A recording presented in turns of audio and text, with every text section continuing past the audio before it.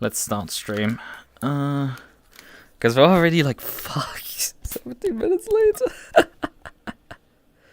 Okay, good.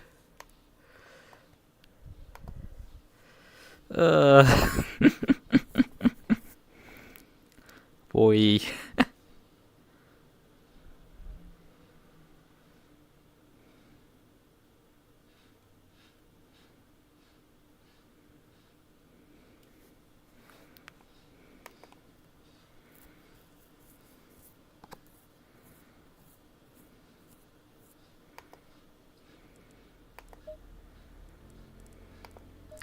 Alright, let's get the server briefly and then I calibrate my model in a moment. Let's see, can I get into the server or do you need to find a new password? Yes, I need to find a new password. You have to of course change the password because of course we can't have nice things here. Never can have nice things. It was so long. It worked. Wait a minute, wasn't it that... Yeah, it would be different. Yeah, right, they did iterate each round. The password is different from sudo, which run the same password the entire season. And beyond.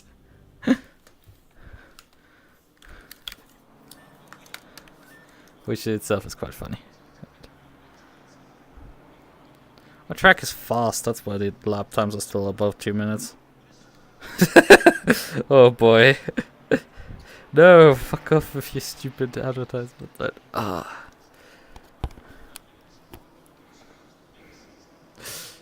Why? Why are you pointing fans at your RAM? It's not even that warm outside. Just open the window, it will cool your room. Right. Okay, give me a moment, right? So, yeah, this works now. Perfect. Yeah, I hadn't set it up yet, so I have it now. We're now ready to do stuff. So, yeah, you said it right. Right. I mean, there's always the stream delay, and you got to call out by that effectively today. Alright. I think we have everything set here. ISA is going relatively slow right now. How many laps has he turned so far? 5, okay. So he has done as many laps as everybody else here on the server right now.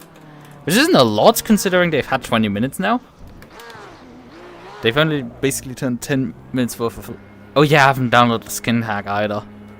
There's so many people who technically have liveries and stuff for this race, but it's also like, can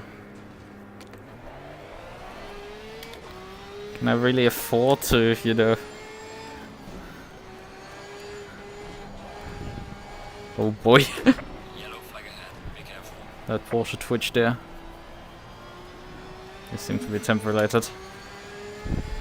I'm trying to put my gloves on because I haven't done so yet.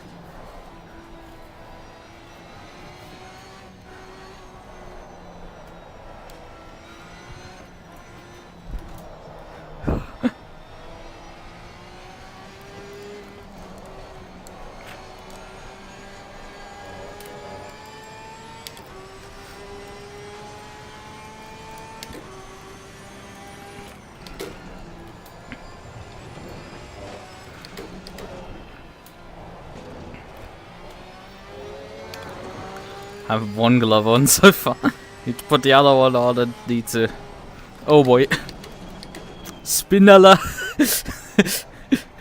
Beyblade, Beyblade, let it rip.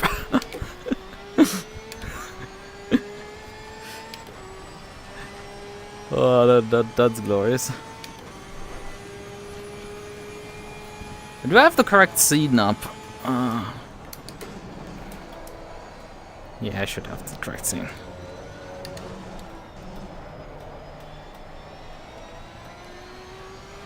Yellow flag in sector 3. Put this away. That's G-Fox in front of me. We will likely pass him before the end of the lap. Even if I invalidate as well. I mean, it was my out lap.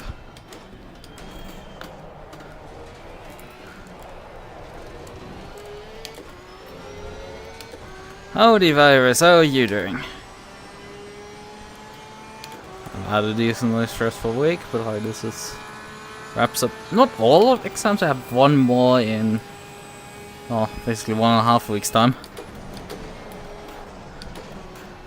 Oral.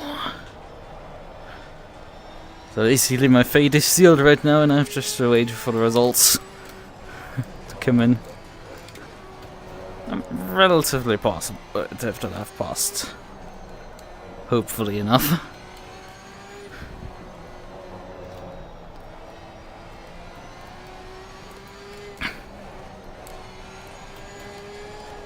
Oh, nope, the track sucked me off again. Shunt Fox, well, that's way too late now.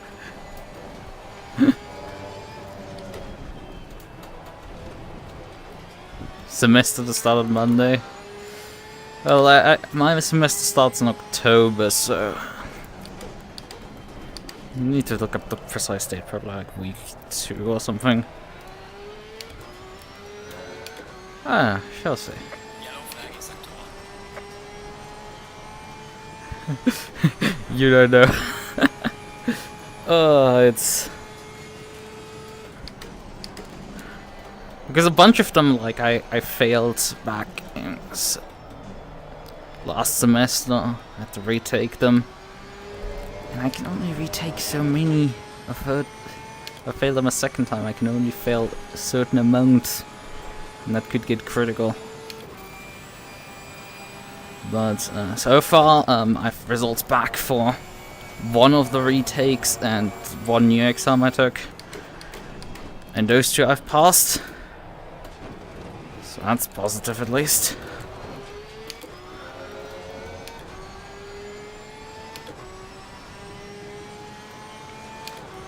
I don't like this spot track is fast, the car doesn't handle like shit.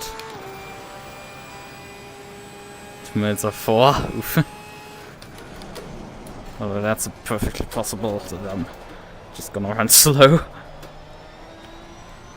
It is notable, I did practice last night on the Linux because, well, I did my pre-qual last night.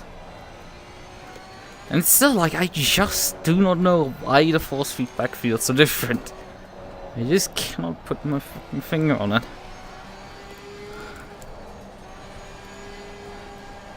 Oh, come on! But this was a consistent issue. For me, just constantly the car sucking me off the circuit. I think the reason is because there's a constant force sort of applied. Because the settings you get through oversteer on the HIT TM-FFF2 driver are slightly different than those you have under Windows.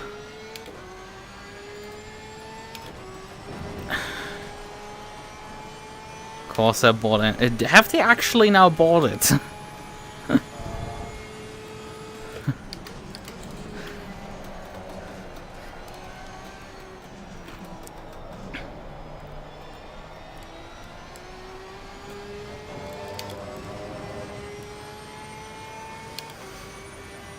But yeah, so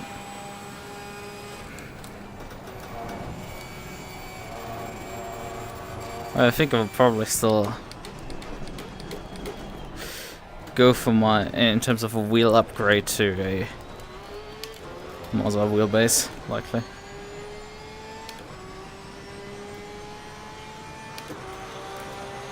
The warranty question is up in the air. Why is that up in the air when, you know, they own? Yellow flag in sector 1. If the business continues effectively.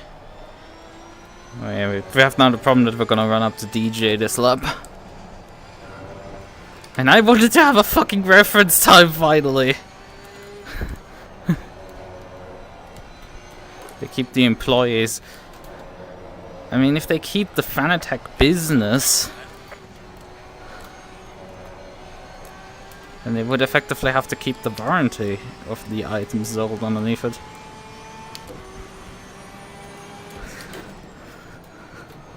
Yeah, we now have to fucking wait. It's nothing against DJ, it's just bad luck.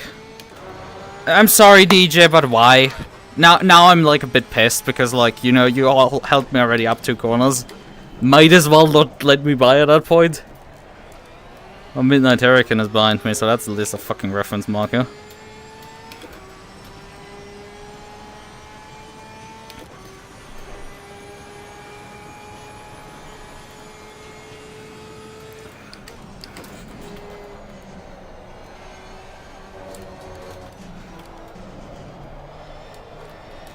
Ah, oh, fucking oversteer. Right, it's still slightly gap on the left corner, despite that. But he's obviously faster in the straight line than me. Ah! Wait, lap was anyway dead. Wait! How the fuck does he brake so much later than me? Holy shit! Oh, got fucking curb bounce there.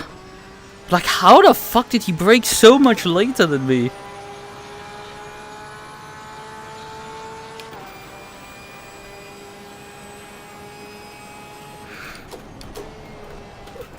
Come on, car, don't kill me into turn 1.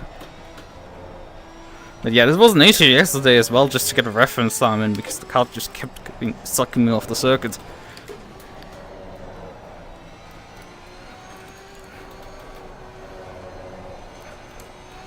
On that corner.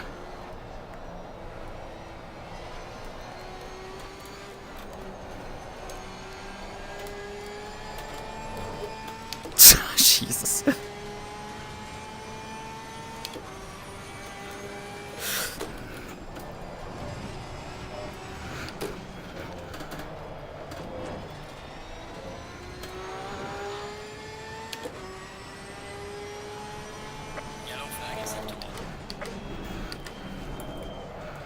Oh, fucking pushed over the front axle again.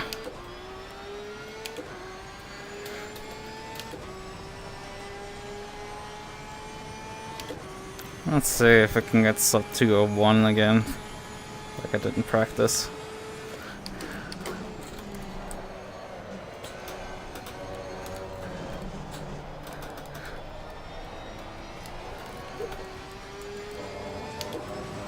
Radeon is a bit uneasy with me pushing right now. Track is still registered as fast. I think the code is code word for the R. I lifted a bit much there. Can usually do over 230 through there. Yeah, I'm braking a bit early there. Come on, car, please. Don't fucking wiggle this much. Right. Let's see what it will be. 2 minutes. 2 minutes 1. Oof. Oof. Still slow as fuck. That's like a second off what I was doing yesterday.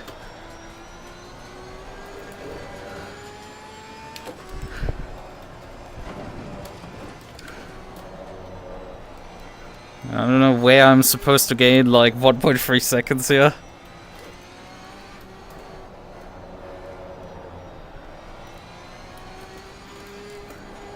Besides just my brakes working better. I hate this corner, I genuinely do. Why the fuck does it constantly just cause understeer? So excessively.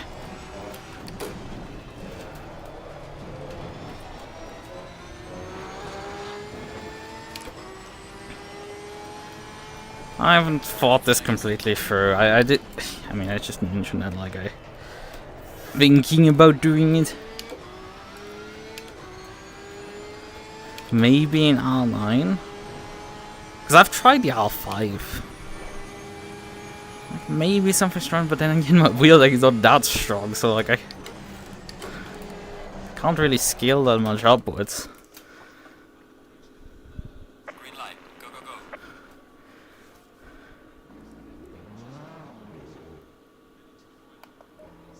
I mean, why does G-Fox apologize for 130R? Like, he didn't do anything wrong. Wasn't even on a flyer yet. Stupid stuff. Track is still fast. We're gonna go one click up on TC. I'm not willing to die on this one. Gee.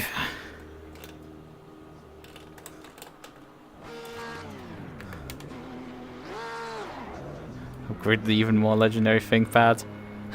No, I've upgraded that thing quite a bit. It's like it's running already on 32 gigs of RAM and it has its docking station. It is well and truly upgraded already.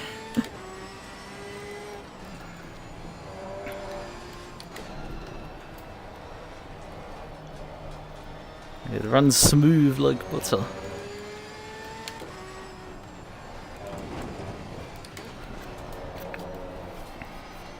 Nah, I'm just waiting for the exam results. I'm gonna think this further through. Because yeah, my brother has an R5, so it's like I've driven a bit. Hello, Mephisto.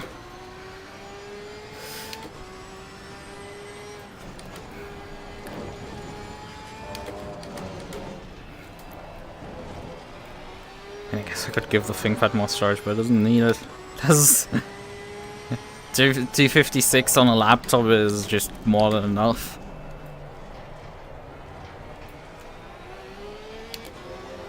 Yeah, it was like, do I want 16 gigabytes or do I spend like 10-15 bucks more to get 32? I was like, because I want to do dual RAM sticks. Although I could have also just bought an 8 gig stick because the ThinkPad came, because those ThinkPads came with a single 8 gig stick, so you could just install another one. While my my Acer laptop, that one came with 2 4 gig sticks. So unfortunately can't upgrade that one as easily.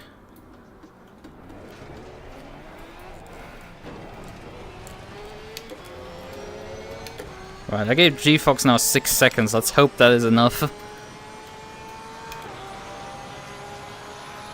Well, I hope that is enough. But yeah, I mean 32 is quite excessive. But like 8 was like, We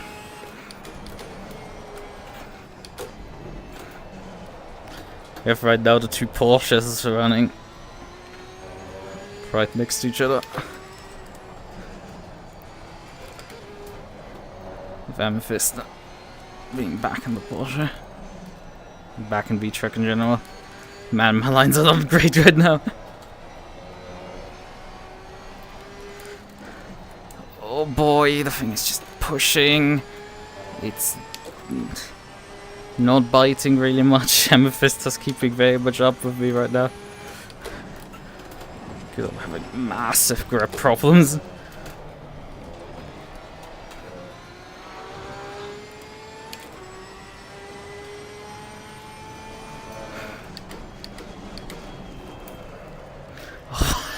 It just goes into such understeer over that bit there. Understeer so badly there. I would have to like adjust, like I'm adjusting TC right now per corner. For that corner specifically. Because I feel like the TC is probably interfering too much. Move! You fucking dipsh! Get out of the way! You had a massive moment in the corner and fucking move already to the side. I mean, he gave me a slipstream at least. But you could do that also offline. This tells me that you're doing something. You're aware of my presence. Alright, what will it be? 2 minutes 05. That's just not good enough, unfortunately, here anymore. Like, it's fucking stupid fast. And we're running back into the G-Fox again here. But 6 seconds was enough, so like, that's at least something. Oh, fucking slide here again.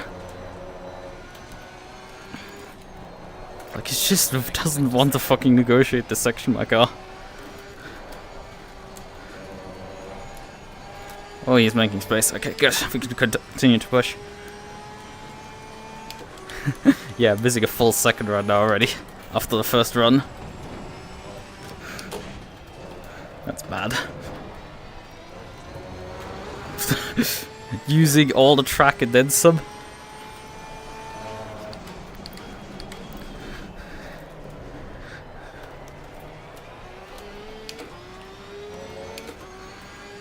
Not the best acceleration out of that corner.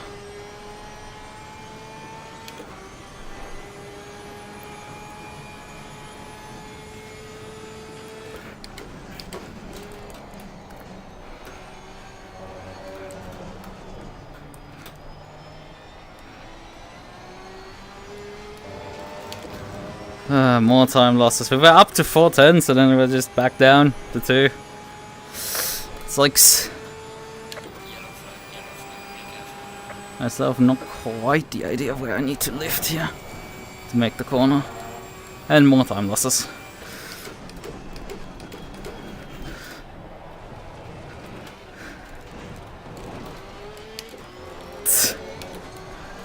And more.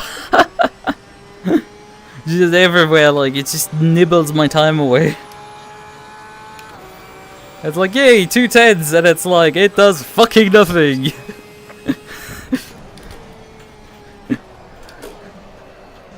Okay, sure, we wanted to totally drift into turn 1. That totally helps my lap time. Let's hope the car actually gets some bites for this section. It just keeps full well sliding through here.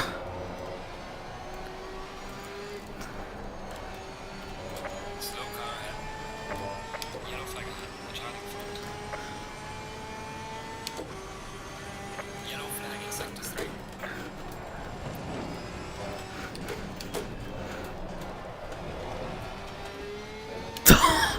Just gave up a full 10th there.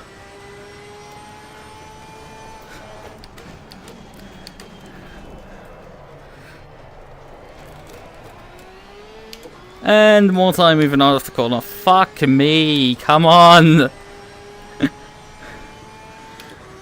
Why does the universe constantly nibble my time away?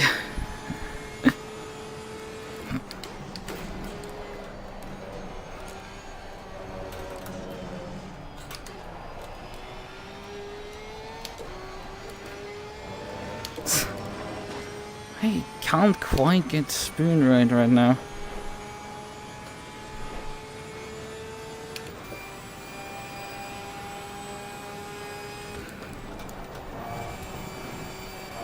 That was faster, but like doesn't help me much.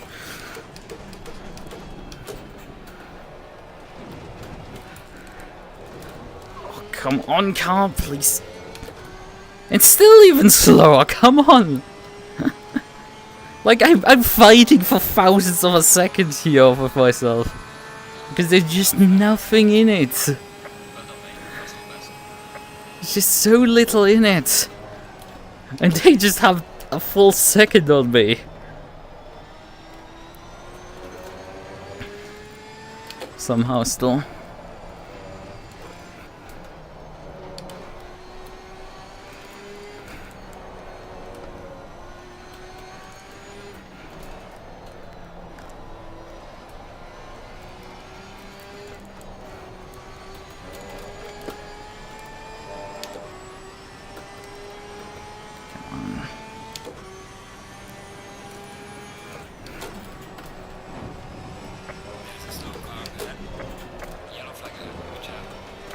Ah!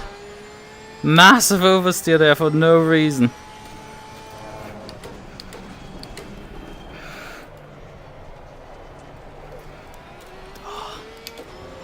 Still not a good exit. I just keep getting bad exits there. Like, kept overshooting the corner and now I undershoot it and the exit speed is just gone.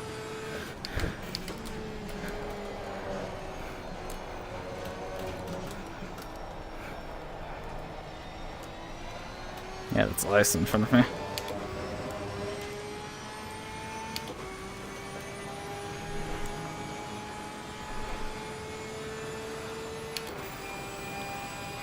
But yeah, there's about 2 tents in here, but it's just nightmarish to find them because it just... You gain them and then somewhere else you just get the time nibbled away from you again.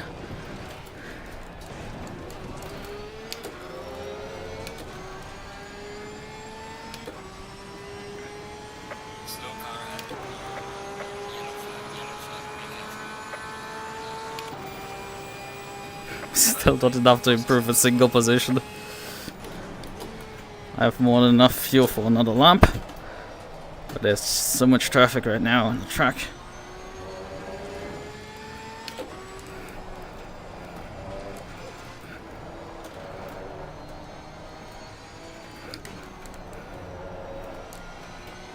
I don't know if I'm actually up on lap time right now. Yeah, I am.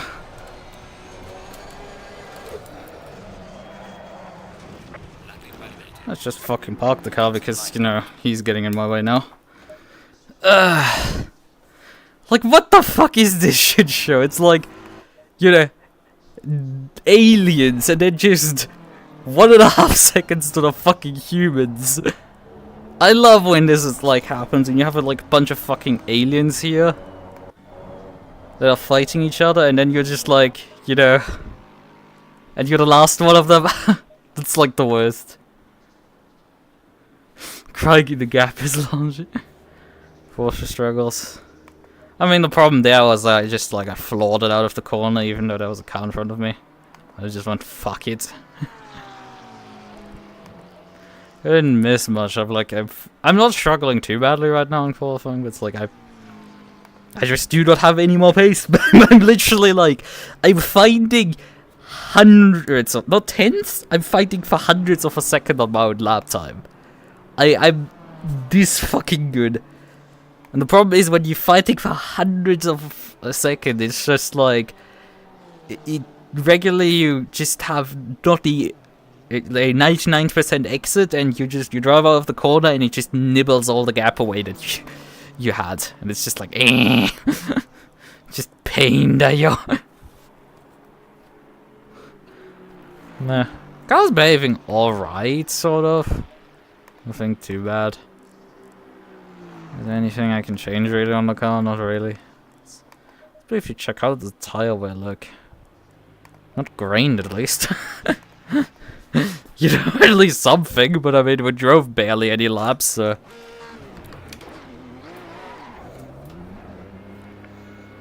So there's that.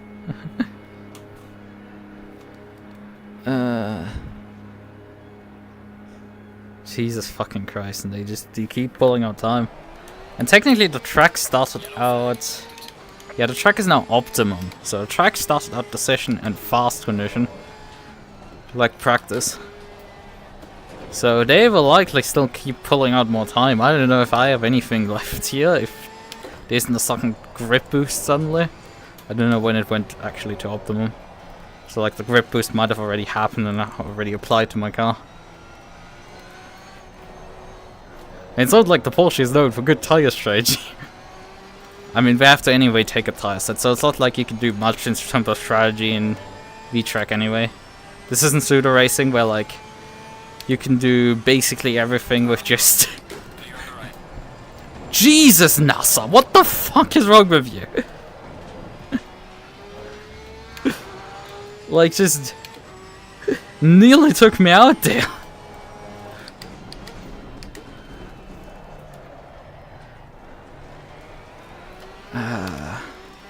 Who's KVT? I don't know. I think that might be, who is it?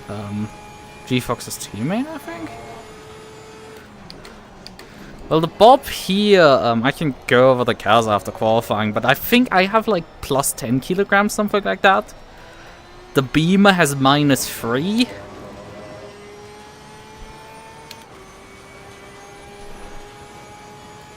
I mean, I'm doing alright, it's just that there's some aliens here in the field and we're sort of getting our comeuppance. This isn't too special here.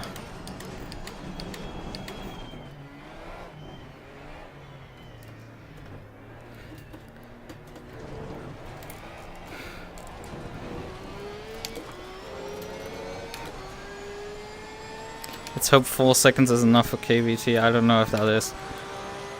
You folks need nearly 6, so... yeah, he's lapping 2 or 4. Shit, that's probably not enough. But the gap should be enough that if he bins it, that I can... that I'm not, like, directly in the pathway. Oh yeah, there's more time. Although I immediately lost like the 10th I had there.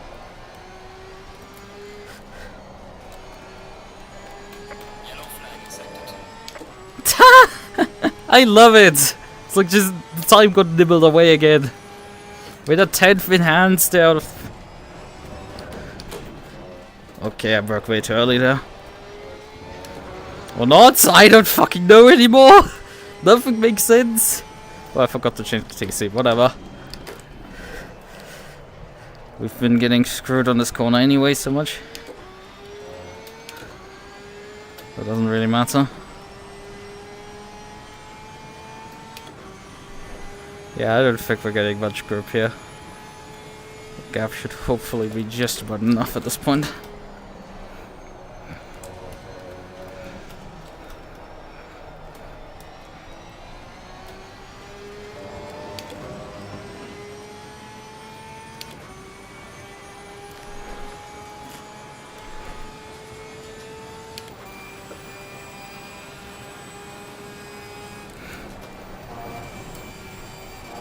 Man, we're like nearly 240 through that corner.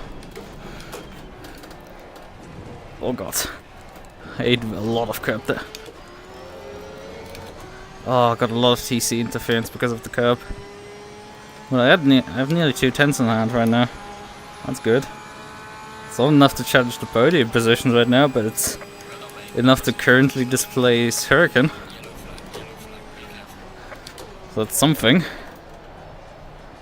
Although the horse will likely pull out something out of the bag before the session is over. I need to probably abandon at this point. Oh wait, this is my last lap, because I don't have time for anything more. So I have to hope that VT abandons. Should I flash?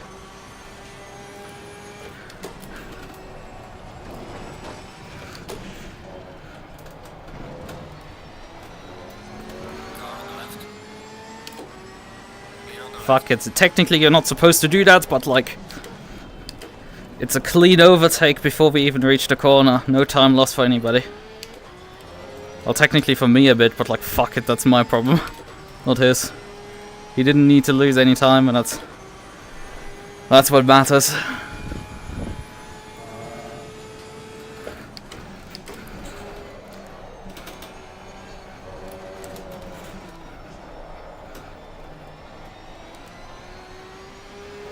But unfortunately the 10th that I had in hand there's not enough. Yeah, obviously Hurricane pulled out another 2 10s. It's not gonna even matter here. So if I get like massive amounts of time here in the last 2 corners, which is just not gonna happen. Playing with track limits there. And completely overshooting this corner. Fuck it, we're coming in. That was a bit too fast for a pit entry.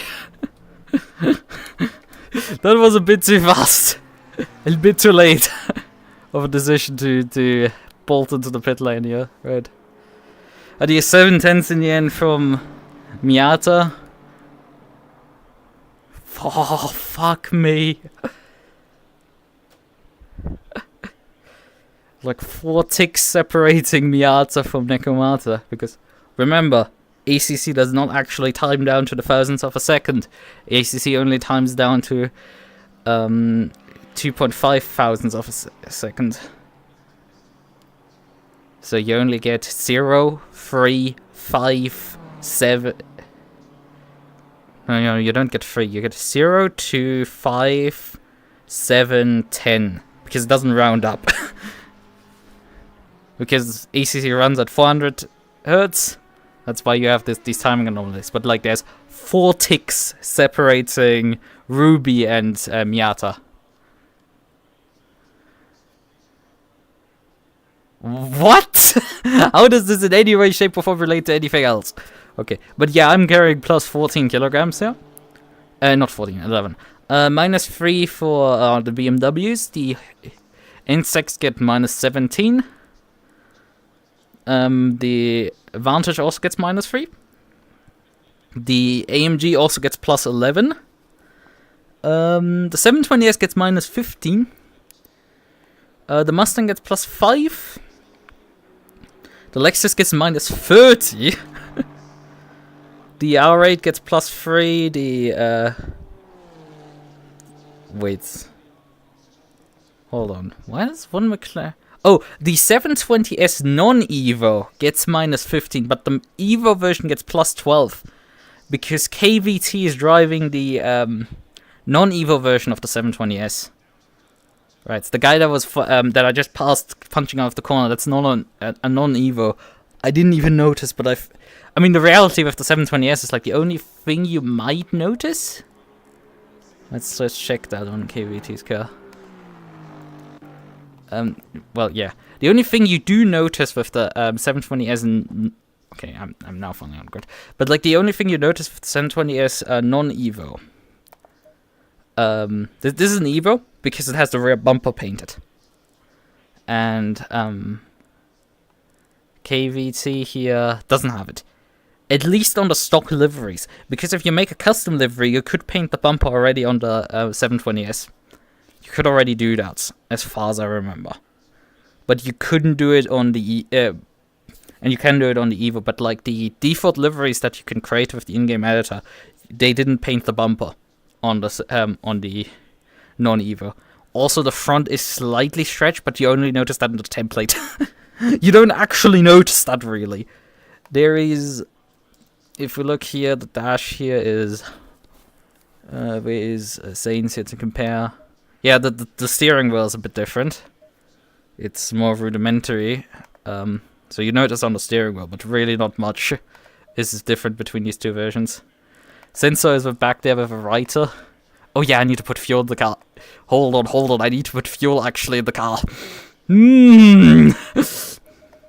Let's quickly slap some fuel into this car. We're carrying some... Well, 62 liters sounds alright for the start. We can just refuel as much as we need anyway. We have the dashboard, we can do this. Okay. 30 seconds. But yeah, what lap time did actually Sensor do in the end? Sensor... Qualy...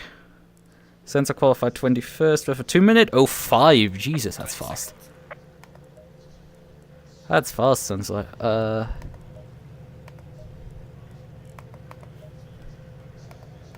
10 seconds. Drive. Teleport me to the other end of the grid. Engine running. High beams on. Single file. Right. But yeah, Kohai being just 2 positions back. I mean, Kohai was struggling in practice with just getting consistently like sub 2 minutes 04, so like really good performance there in qualifying. Fuel. P5? Yeah. Have you looked at the names in front of me?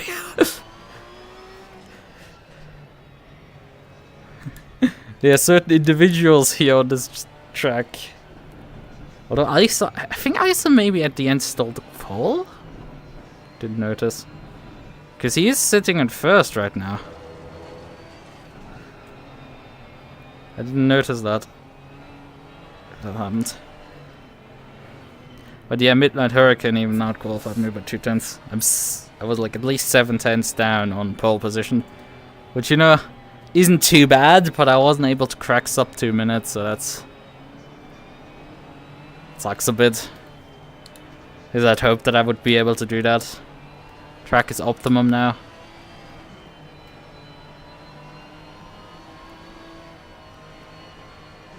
$944 wasn't so expensive. You're talking about a Porsche?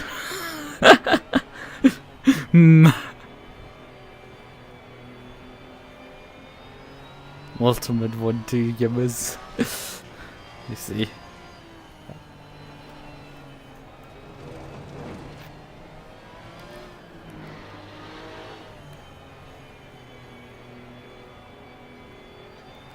But yeah,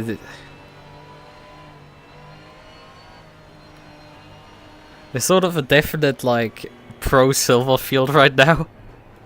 Pro silver. I don't know if there's like a gap between at some point in YAM fields, but like I think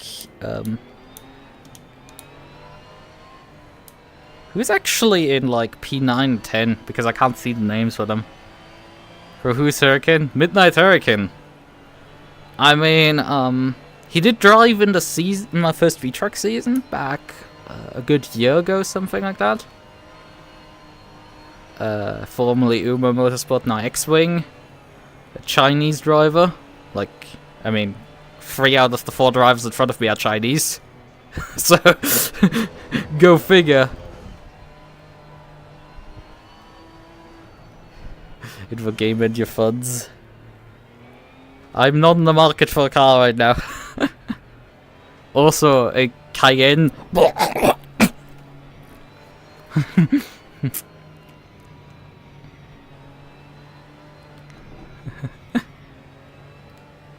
Oh, yeah, I mean, Ice ABL has won a championship before. And he's like, I think, actually qualified in the end pole. Because we were talking about Miata and Nekomata being like 4 ticks apart in qualifying. So like 0.01 seconds for in-game ticks at 400 Hz. Go figure. Oh yeah, I didn't change any of the settings right now. Oh, fine.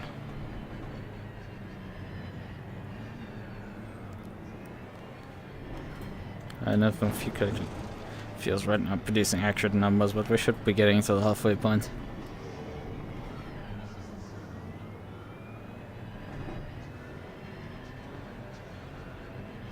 Let's see how we launch against the others in front of us. After all, the next non-turbocharged car, I don't know, isn't even in the top 10 anymore. So, I think the Mercs have... Because if I remember correctly, the Mercs have also a turbocharger. Same as the V8 Vantages.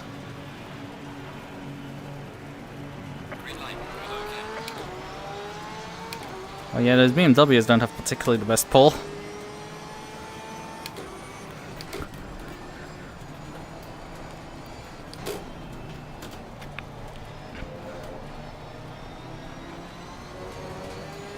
We'll be getting swamped there.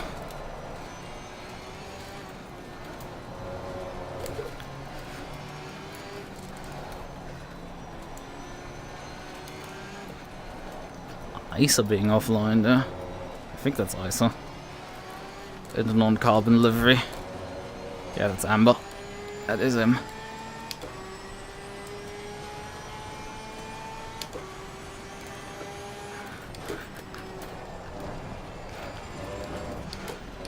So seemingly the outside line won for for the first 2 row, and then for the first row it's just Porsche. Oh boy, but all of you are wide. Which, fortunately, not quite able to really do anything here.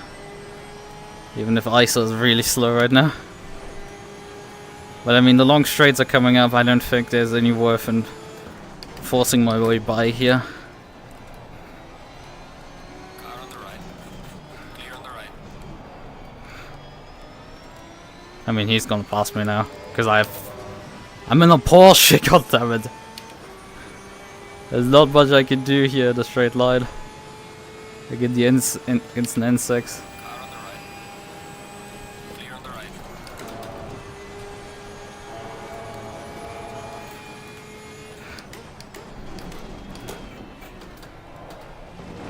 Fucking hell. Ah, he got a wiggle there. That's good. That helps me now to get away.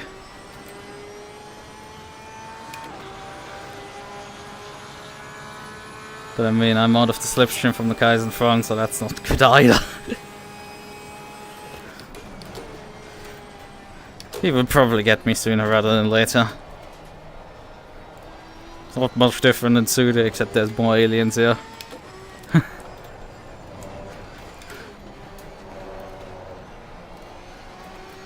Like, you can put your best driving in ever, and it's just not gonna be enough. Although the fun part is we're gonna race here with Sudo next week. On Tuesday. I haven't mentioned it yet. I've signed up for a 4.5 hour race tonight.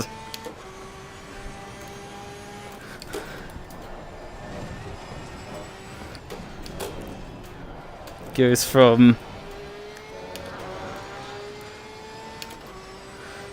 like race start is like 2:20 AM my time, and goes till 4:20. Goes to about 6 AM.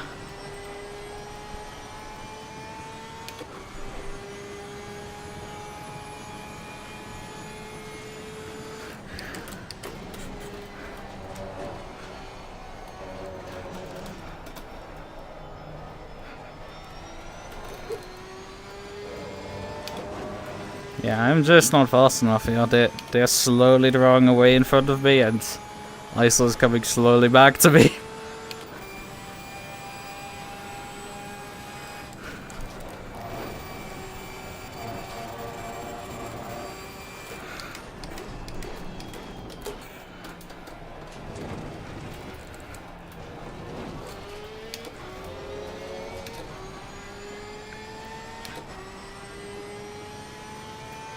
They've extended now to 2 seconds despite fighting each other.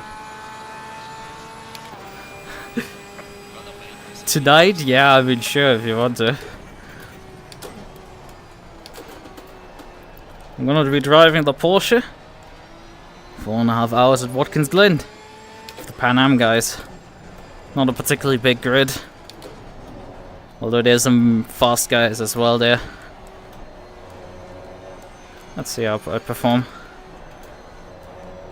Although finally them doing actually side-by-side action has brought them back to us, but you know, it hasn't ensured the other X-Wing driver right now to escape further in the lead.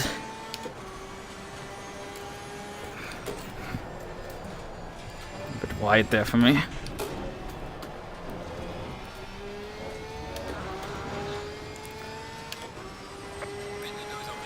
Jesus, don't give me heart attacks.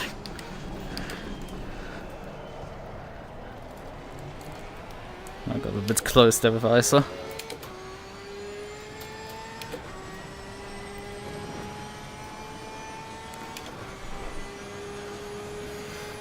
It's gonna be a bit interesting because there's a 48-minute Jesus Ruby, your internet.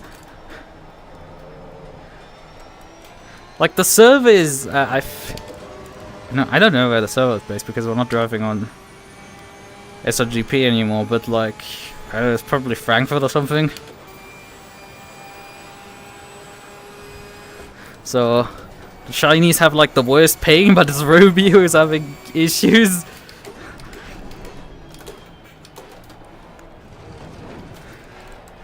Fun how that works. No way you're trying to pass me in the middle of the chicane after we've already stopped.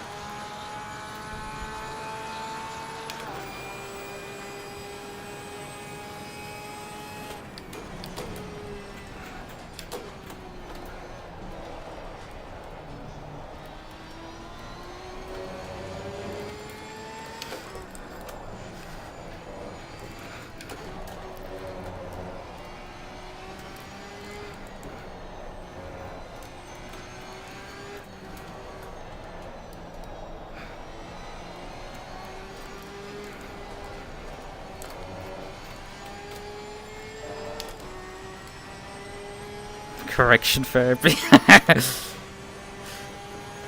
Yeah, what I wanted to mention is there is a 48-minute pit stop stint timer, which means, and so you get to. Oh God, Ruby, Jesus! I got close there for me just fucking ruining her.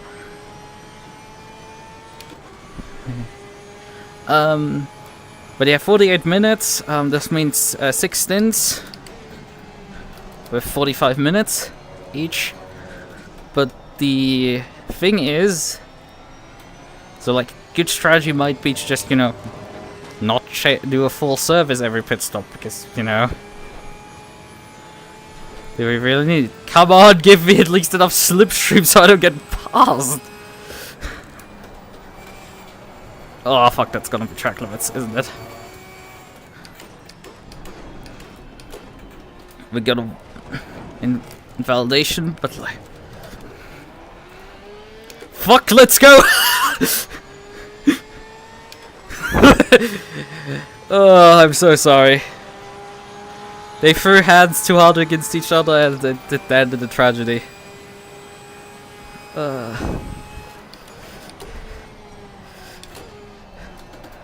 That's not nice for me to be happy. Like, hey, we're running P2. I don't know. 2 laps. Before ISO will very much make sure that I don't run P2 anymore.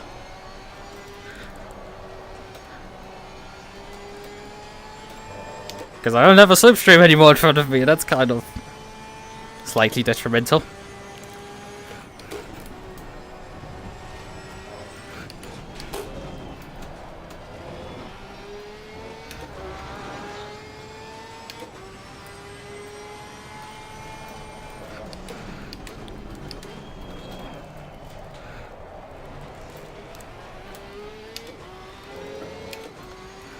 Dinner time.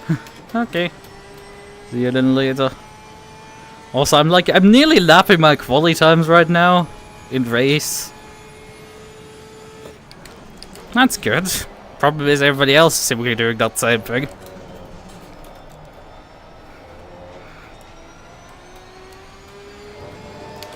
Throwing me out in front and ISO behind.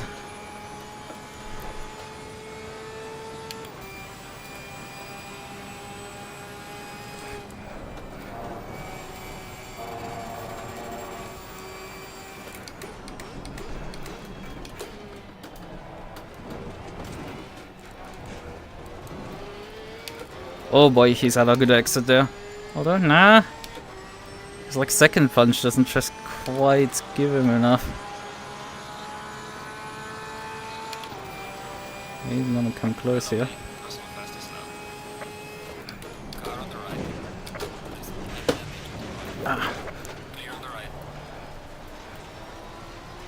Try a different side, man.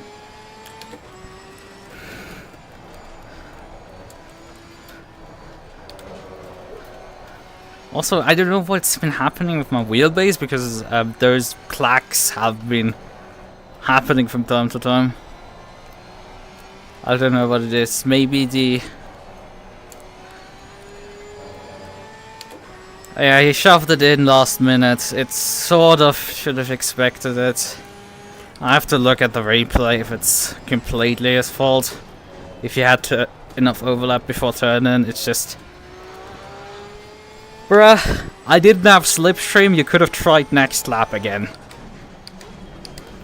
Right, I didn't have slipstream at this point anymore. You could have very much just patiently waited your time and tried another lap. We have 48 fucking minutes to go, right? We don't need to push this too hard. And you know you're faster than me. It's not like there's a threat of me gonna run away from you. I'm in a Porsche for crying out loud. Like, he doesn't have that much overspeed because he was like within like 2/10 or so out of the corner from me. But so far I haven't really made a mistake. And he could have very much just pushed for that. He knows he's better than me. He could have very much done something else than a do or die move. But I guess he was maybe more operating towards like running Miata down. Right, and being stuck another lap behind me is very detrimental towards that goal. Right.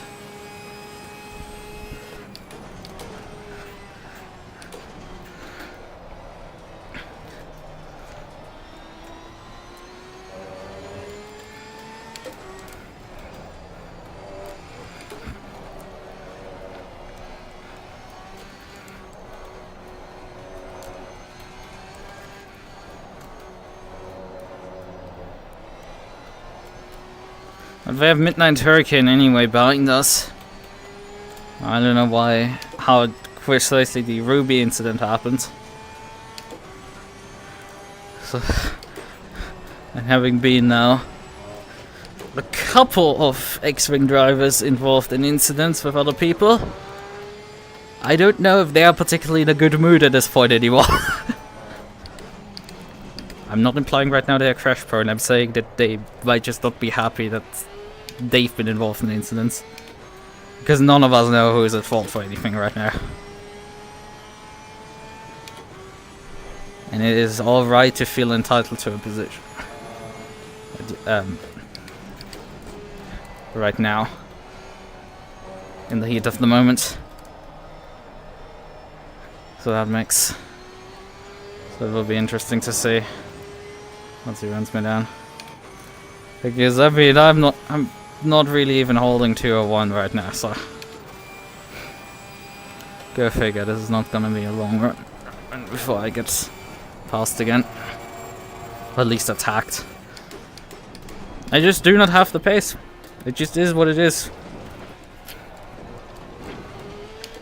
This is just the cruel world of sim racing in that sense. The only thing that at the end of the day matters is pace. Your ability to keep the car on the track, the ability to crash, kind of irrelevant if you can just, you know, run the person back down.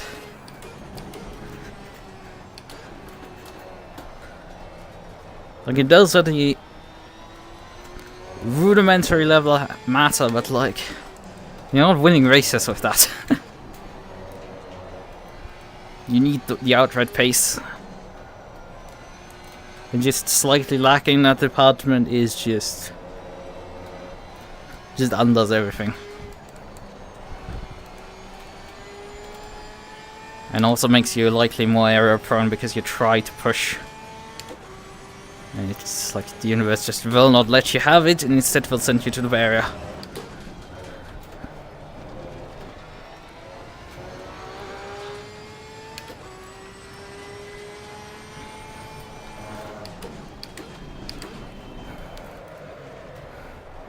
Man, how well the car just turned in there.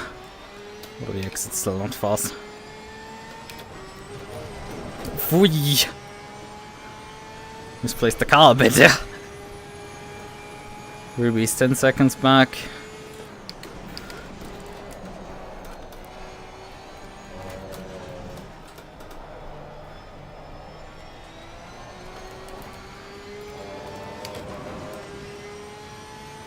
Oh yeah, damage, I mean, 3 seconds. It didn't even occur to me to care about that.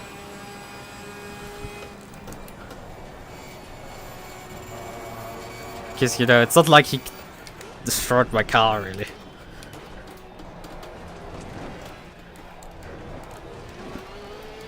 The off-track excursion cost me more time than the fucking damage. Well...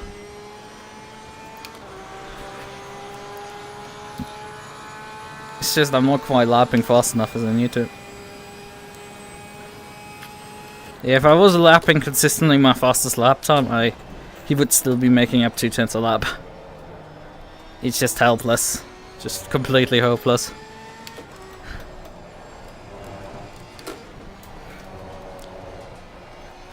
Like in endurance races you can sort of make something happen with consistency, but like even then You have sort of the snowball effect of pace. That again still invalidates just having any advantage besides fucking pace.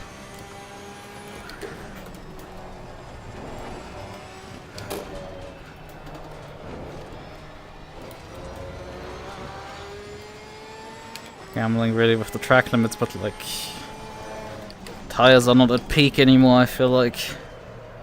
Ice has a drive-through? Wie the fuck? Are you guys getting track limits? I mean, I ran off once in Escape without getting a track limit, just invalidated the lap, but like...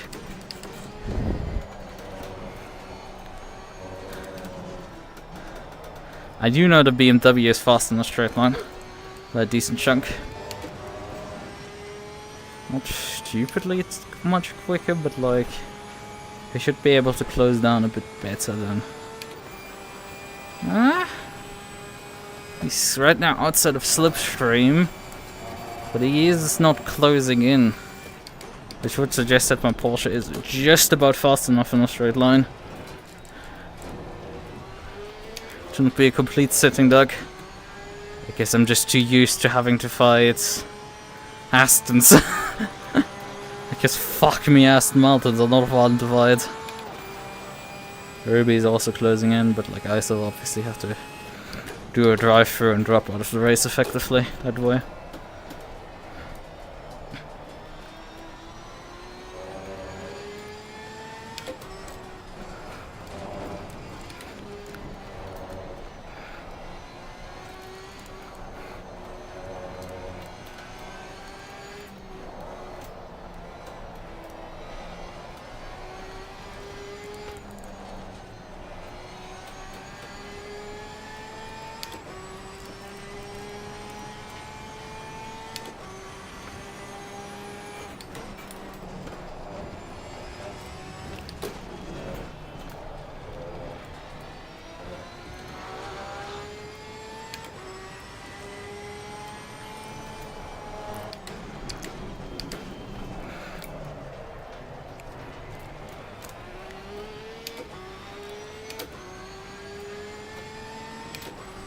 He's not closing in right now, I reckon. I don't quite understand. I mean, Miata is continuing to just run away at the front. Just complete nobody first VTracc race, just going for the hat trick. Well, I don't know if... I'm still not sure who actually qualified on pole in the end. I would have to check genuinely. But if she did, then that would leave... It would very much imply that she likely is on way for a hat trick. Except if, you know, Lisa takes the fucking fast lap away, which is also not unlikely. Although she has it right now, so... Couldn't say that.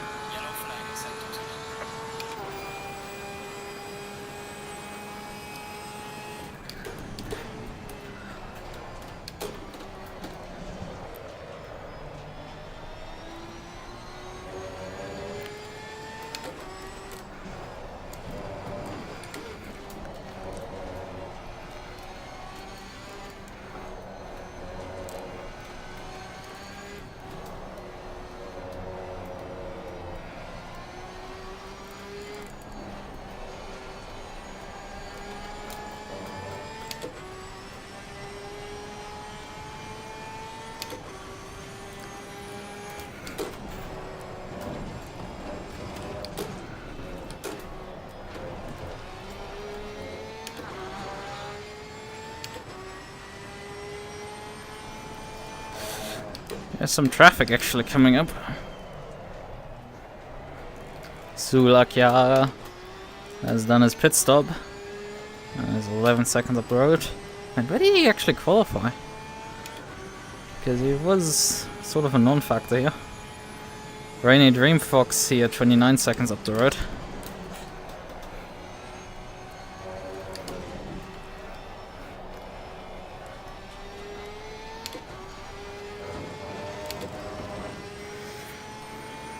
She hasn't pitted yet.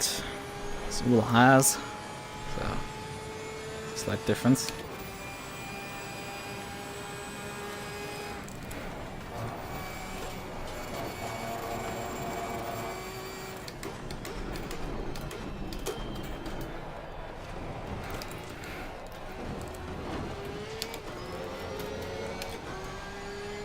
He's way faster in his braking zone here for some reason. Because I'm all off pace right now for myself. Right, 30 liters is roughly what I need to add to finish.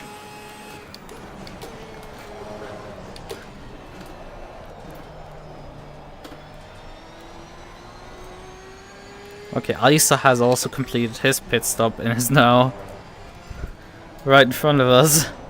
Oh boy. Because, you know, if you're still here, B-Lab, and you're like, who's Midnight Hurricane? Well, he wasn't the first season I drove in VTracc, season 7. I was still competing. But one of the reasons why Uma Motorsport doesn't exist in Snowcall X-Wing, well, there was an incident with using, you know, lap-down cars to influence the race.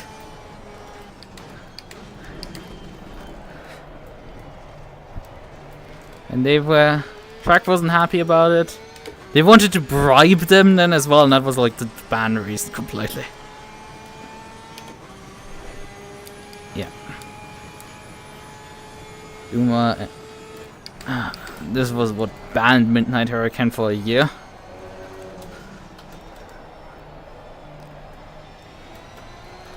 ISA has been... Drivers had been free to drive here still, because I think former UMA drivers did finish Season 7 out still. So, just UMA as a team got thrown out effectively of the Teams Championship. But for example, ISA still drove in, and some... I think Yukihara was the name. Still drove in Season 7 of VTuber GT. Then Season 0 came around and like none of them sort of signed up, but like for the first season this year they sort of came back again.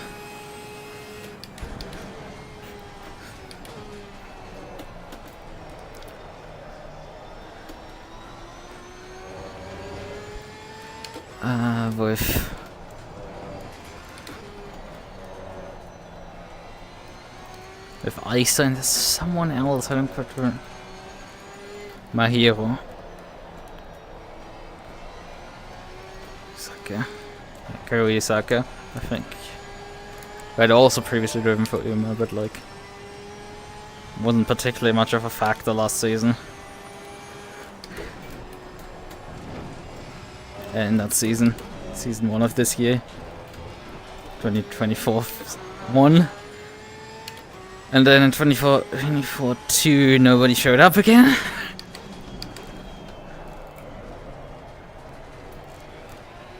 I don't know what is causing some...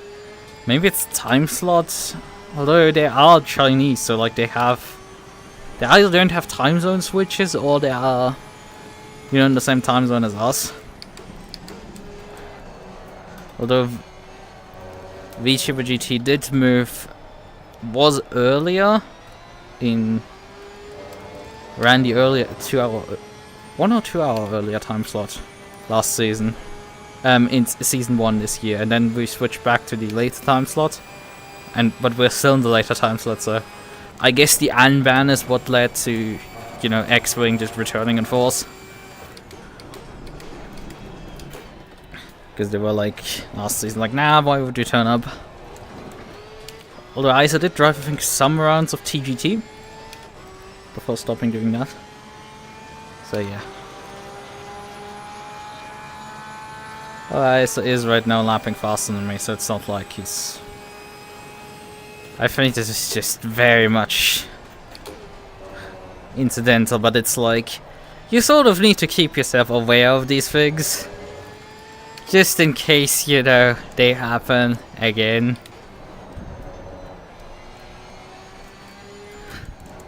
so you can't get caught off guard completely by it.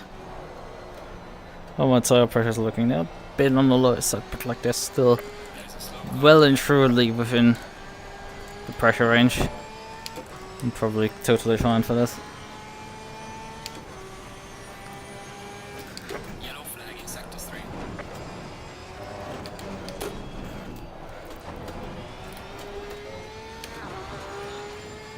Slow run through you. We have some traffic coming up as well. And that's while I'm wanting to actually configure my pit stop right now. How much you can see him. So that should be enough fuel to get to the end.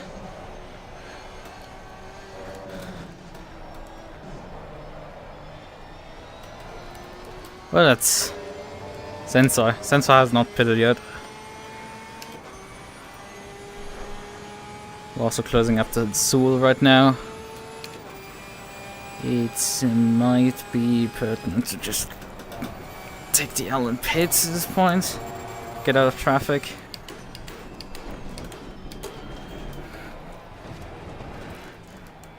Slow car ahead.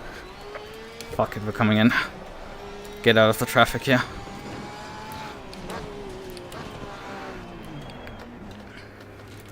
Just get out of traffic at this point, but without fucking around with the traffic and finding out. I will just get out of the way.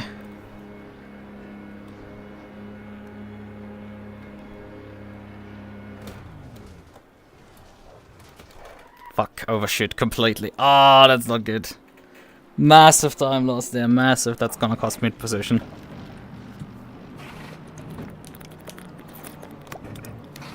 That's for sure gonna cost me position here on the overcut.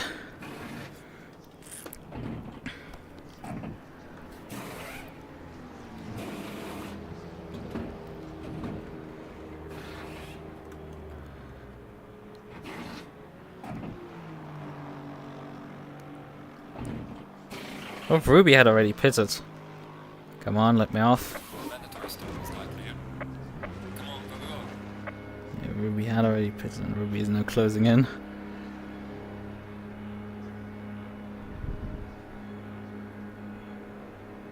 Come on.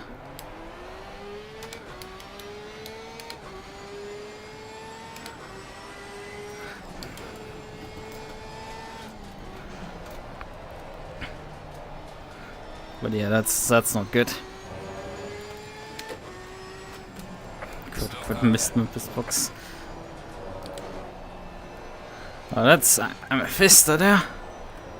Let's hope Amethysta can.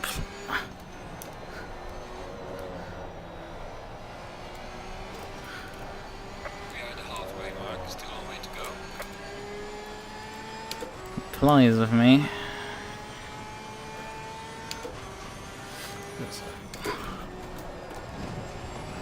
I'm here in a particularly bad duel, so like, if you would kindly comply with me here in the hairpin, that would be neat. Car on the right. Clear on the right. It's not a great line through there, but like, thanks.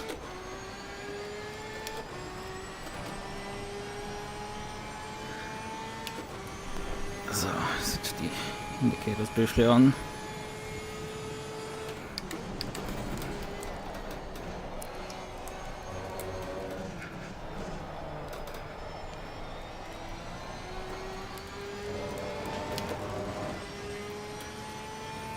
Right, so is he in the pits now?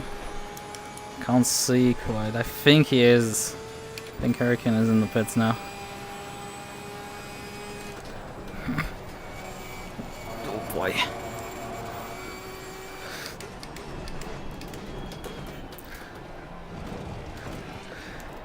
Yeah, Hurricane is still in the pits.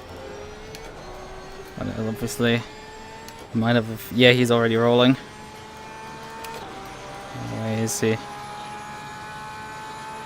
He's not out yet. I just about kept the position. He must have had also a bad pit stop. Complete overshoot here. Or maybe fix damage, that's probably the better answer. Because I obviously didn't fix damage. Oh boy! Let's pick the lottery of like a really bad Sawyer set, because fuck me, it's not coming alive.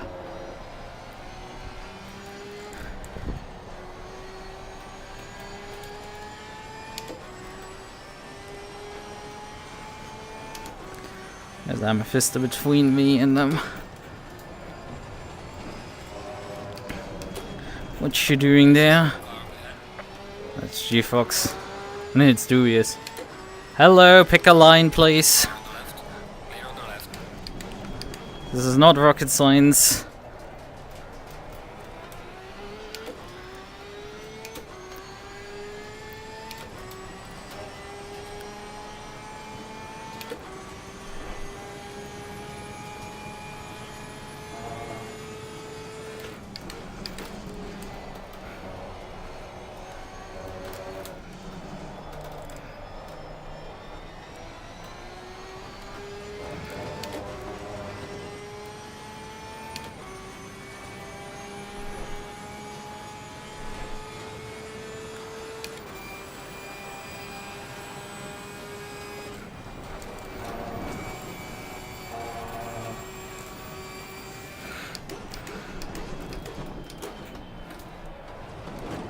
I didn't check the weather. Nah, it's not changing.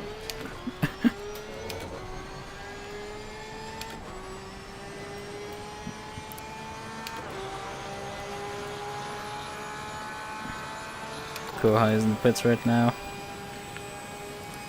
DJ Overdrive running in P2. And pit cycle. 8 seconds up the road. I have G-Fox right now in front, who is suffering from the headlight bug. Or genuinely turned it off. God knows what he is actually reality, but that means he has no headlights on my screen. Because you can see the meatball flag. Oh yeah, all he has actually meatball that flagged with damage. You know, all these options are technically possible.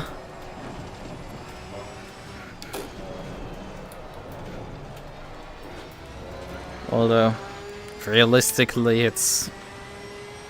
yeah. So, hold on. Oh yeah, actually, Ruby is behind me now, 4.5 seconds. Midnight Hurricane has exited the pit lane 8 seconds behind me, so Ruby even got by me. But not by me.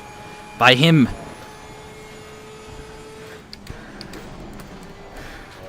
If he's gonna get by me, well, that's what the next 25 minutes is about. Oh boy, please keep your line.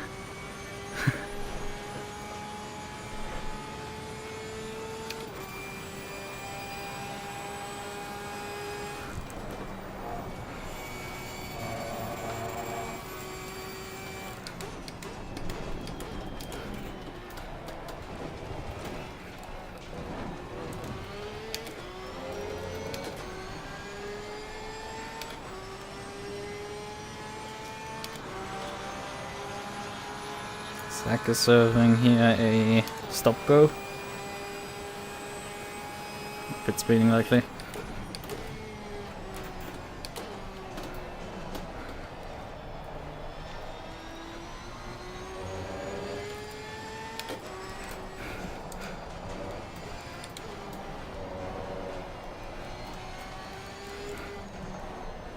But yeah, it's DJ Overdrive right now in front of me, actually on track. With the Lexus.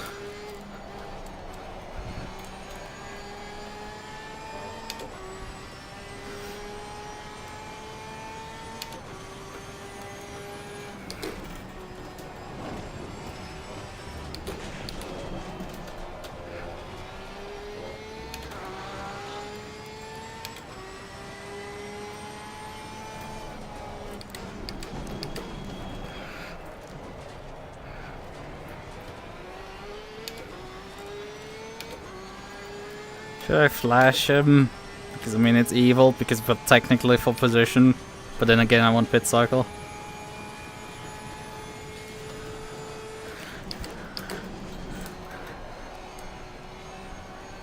Please stay on the circuit. Man, here how he's missing apexes here. Car on the right. Clear on the right. From visit, I'm now side by side with Alexis. Okay, he's out-dragged me. I cannot just drop in again. That's good. Car on the right. Had to slow down though to just to not, you know, kill him while I'm passing him on the inside. But yeah, Alexis moment there. You like? Yeah, he's coming in. He's coming in. Yeah, you waited a lap too long. I mean, it's difficult to judge, but that cost me effectively a second there to Ruby. Ruby had a really fast. Up until that point, Ruby wasn't really closing in on me in that lap, but then suddenly like pulled out a second. Well, that's fun.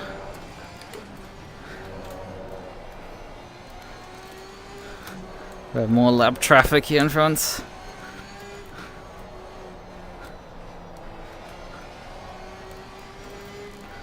And I mean, technically I didn't even lose that much time, but it's like somehow I still did lose a lot of time to Ruby. It's really bizarre stuff. Maybe her beamer is extra fast in the last sectors, which would be very frightening if that's actually the case.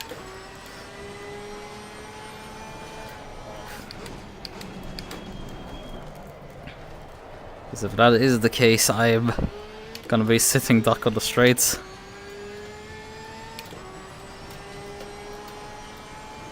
And we do have still 21 minutes remaining and the gap is only 3 seconds. This is not much!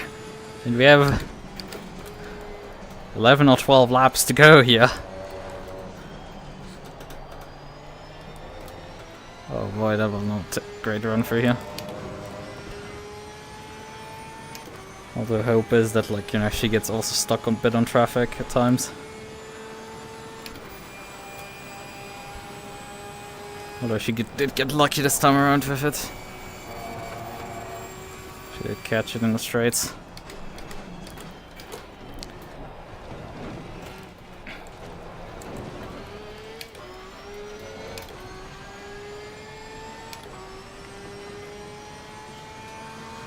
Yeah, 20 seconds behind, just getting utterly annihilated by an N6. She took my car, she took my girl, and then she took my car. Well, which way around does Racer say it? First to take your car there, take your girl, and it's like... Well, I and her.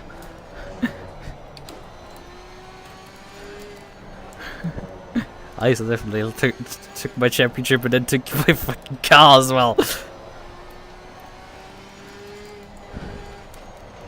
I mean, I don't quite understand the reasoning for the car switch for Isa.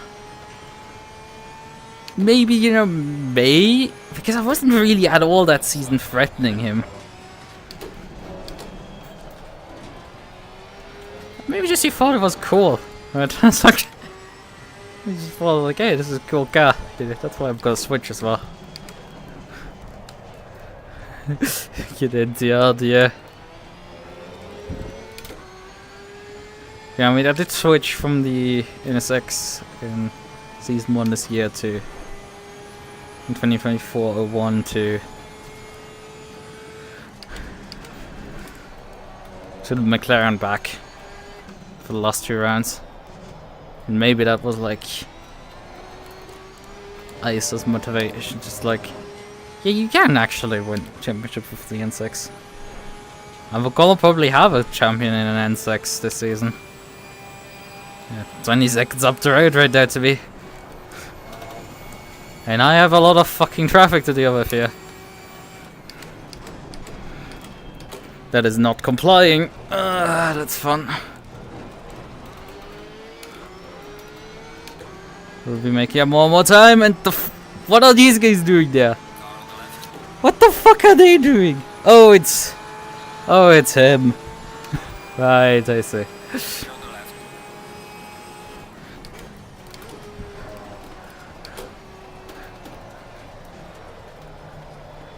the NVT.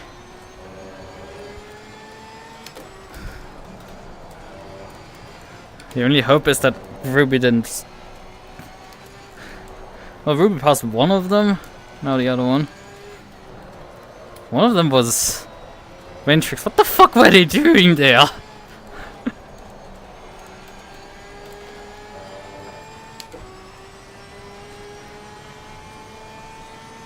Who's him?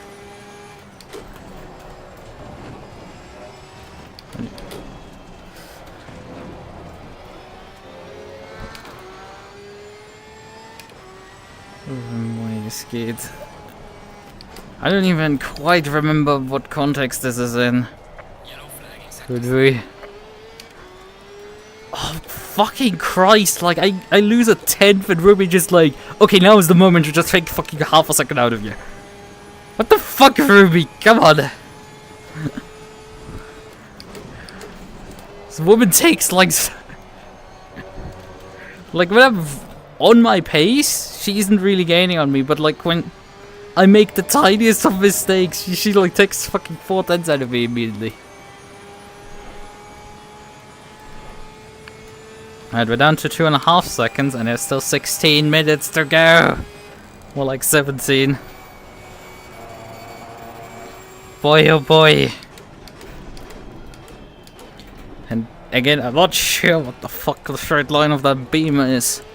If I could even resist the thing in acceleration. And granted, Midnight Hurricane ran out of steam about a second behind me, so that's something. I don't know if she will. I don't know if Midnight was just thinking 4 steps ahead and just wanting to avoid having to fight me. You know, pre-pit cycle.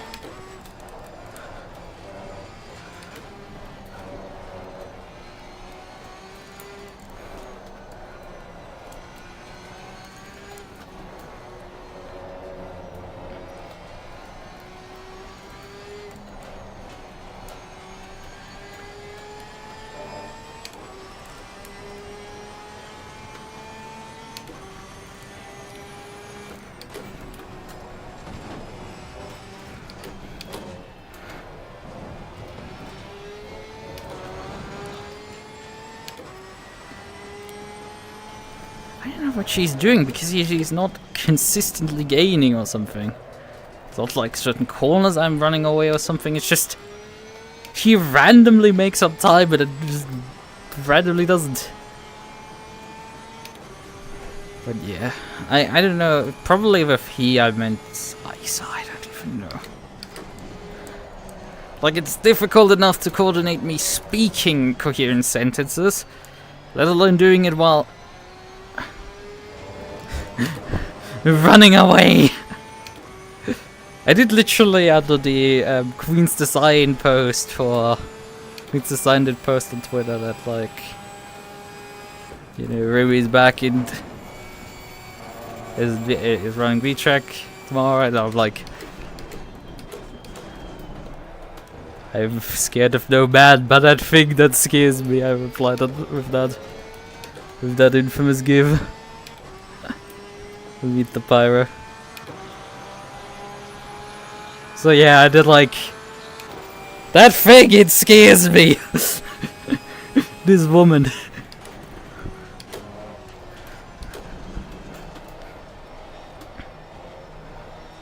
Yellow flag in sector 2.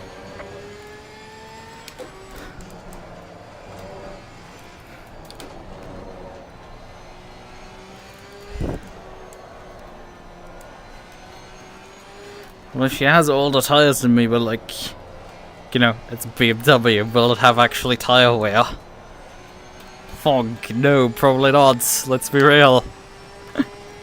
Let's be fucking real about this.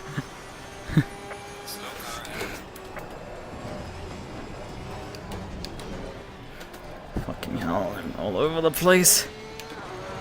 And Sack is having an absolutely rancid race. He's had at least 2 stop-go 30s and like now another drive-through. Luckily he gets halfway out of the way there. But yes, Ruby is now picked underneath 2 seconds, something like. Oh, we're 12. 13 minutes away still from the finish of this race. And I would like at least a second of buffer because, again, I'm in a Porsche. God only knows if I have the straight line speed to challenge the BMW. I could resist ISO a bit, but in large part that is due to the Porsche's good acceleration out of corners and the NSX absolutely hating curbs like the plague. The NSX just hates curbs.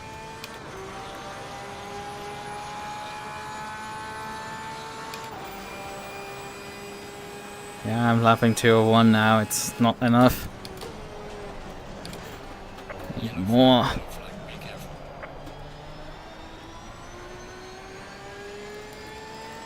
I don't know if my...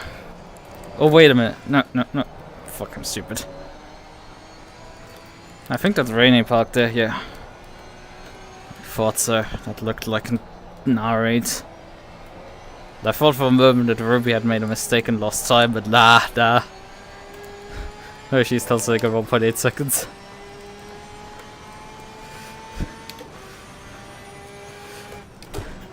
Yeah, I'm having my handful here now as well. Coming back here as the season champion, and then there's suddenly a Chinese moved in. I mean, I qualified 5th here. 3 out of 4 drivers in front of me were Chinese, so you know. Granted, one of the people that qualified in front of me, the one that wasn't Chinese, it's hunting me now down, so fun.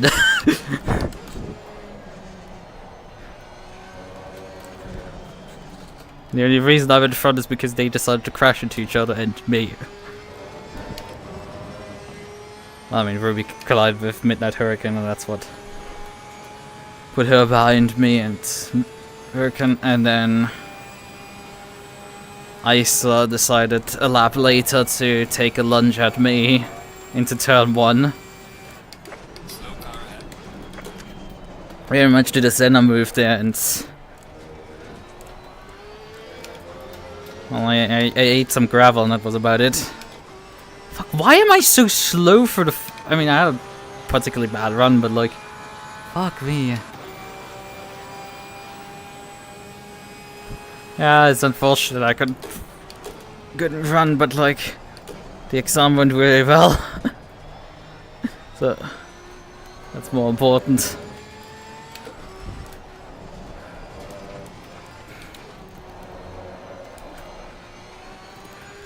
That's particularly important, but yeah. Boy, we have more traffic.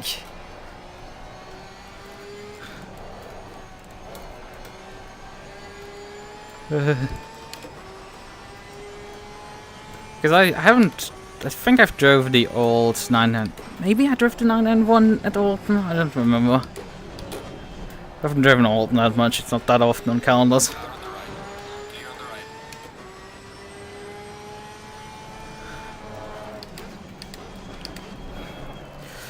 Brakes, please.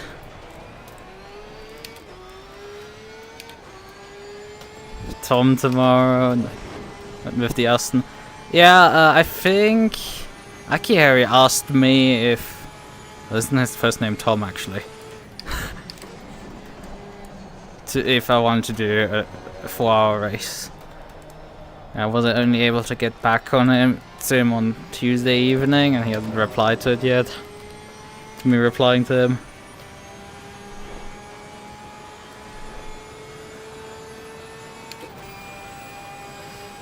I asked him like, hey, is this... It's like probably not happening anymore, but like... He was still interested.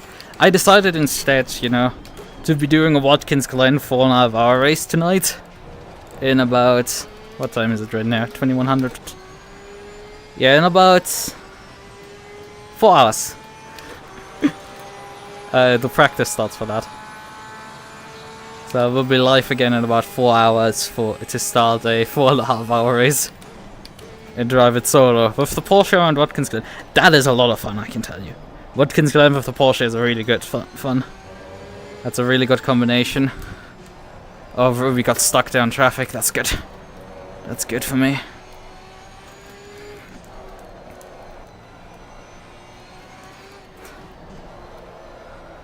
I got lucky there on because the guy ran off the track at 130R for me. And that's Pete. Oh yeah, Pete Akio. Okay, but yeah, he asked me about that. Problem is with, you know, how ACC displays the standings with like only with one letter from the first name and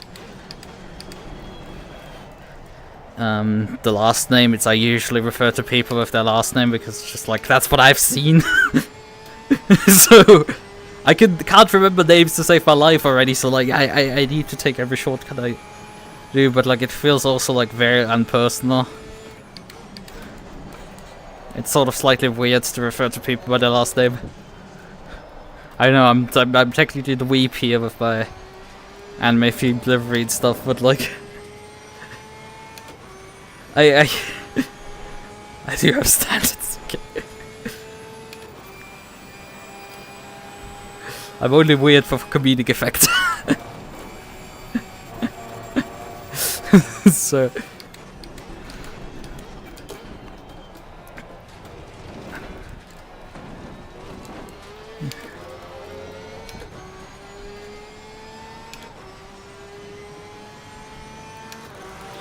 right, I'm still stuck in the 201 right now. Don't let me quite go lower right now.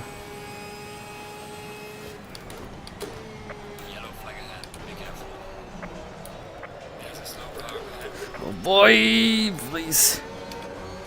Please don't rejoin into me here.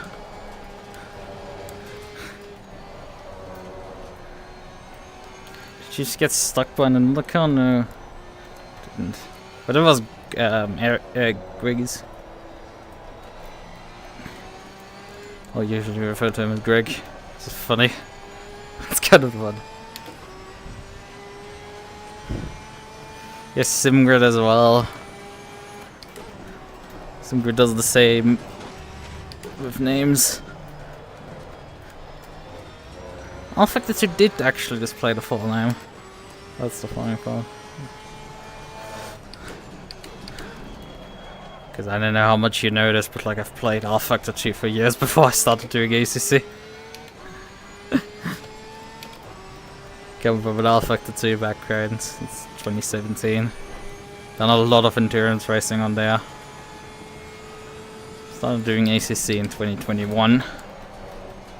So I've been doing ACC also for a while now.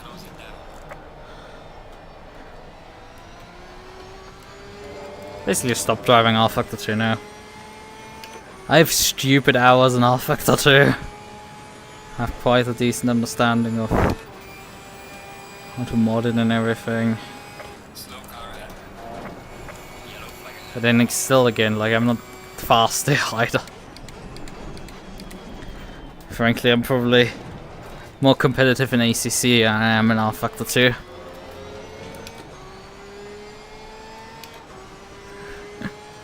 Which is exhausting. Wait a minute, that's the leader! Hold the fucking phone! That's the leader! Just lost 20 seconds there. What is going on here? Hold a minute, hold a minute, hold a minute. Does she have damage? Must have. Yeah, those headlights are flashing.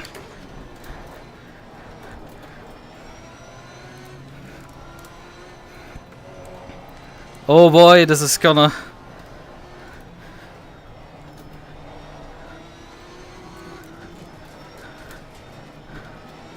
Problem is she's blocking as good as she can to let us not buy, but like it's like... Car on the right. Clear on the right. I got by now. Oh, Ruby's off, Ruby's off. Oh boy, I was so sure that Ruby's gonna stab into me. I saw it in the mirror just fly off. I was so sure she's gonna just rejoin into me there, so I was like, fuck, fuck, fuck, get out of dodge, get out of dodge. We're fucking leading, what the hell is happening here? Okay. 2 seconds gap. Calm down. 3 minutes to go. 2 laps. With this one.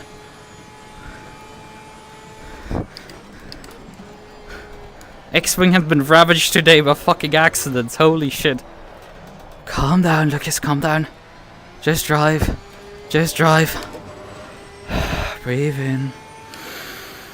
Breathe out.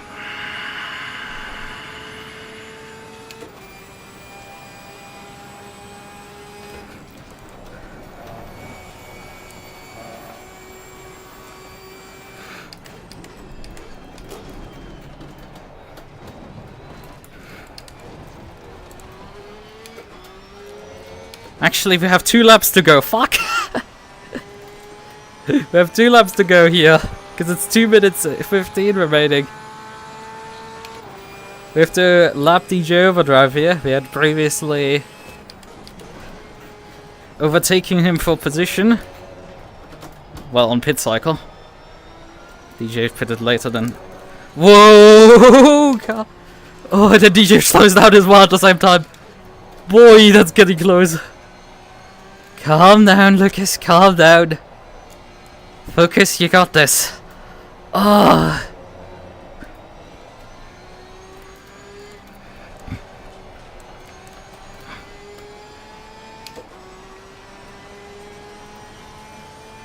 DJ's still in front of Ruby.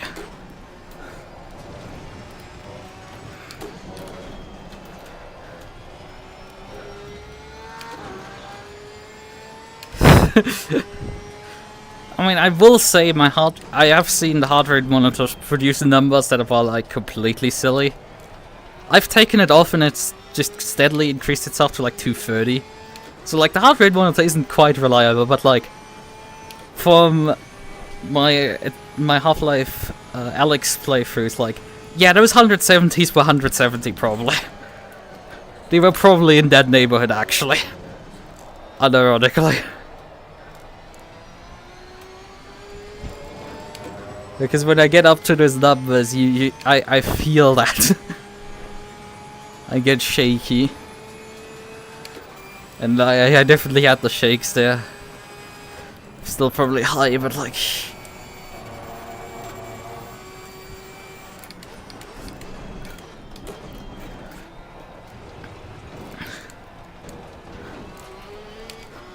Right.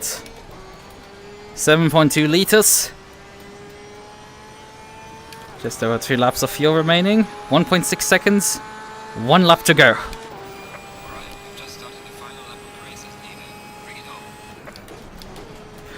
I feel like a slight headache is coming in, but like fuck it, we're not drinking yet. We can wait for the race to finish for that.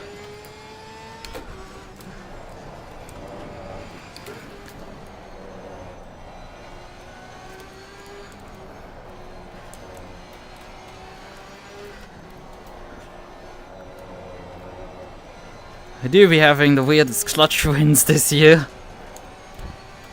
For winning in when I utterly didn't expect it at Donington.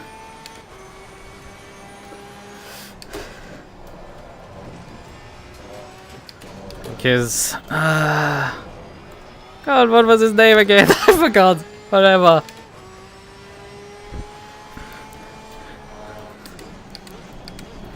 Because our lovely Spitfire Aston driver ran out of fuel.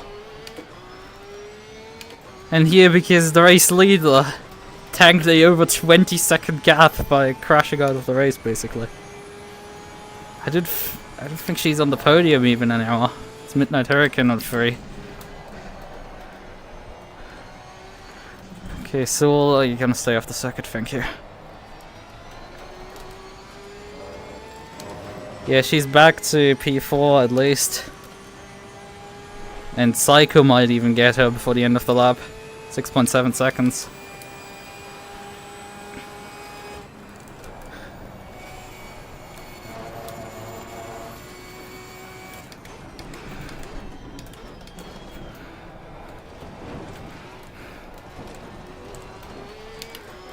Seven tenths down on qualifying. Just utterly no hope in pace. I made the point this race that, like, consistency doesn't matter, you don't win races this way. And I still fucking won a race this way. I still won. Because I just stayed alive. Because I just clocked my laps here. Just got it done with.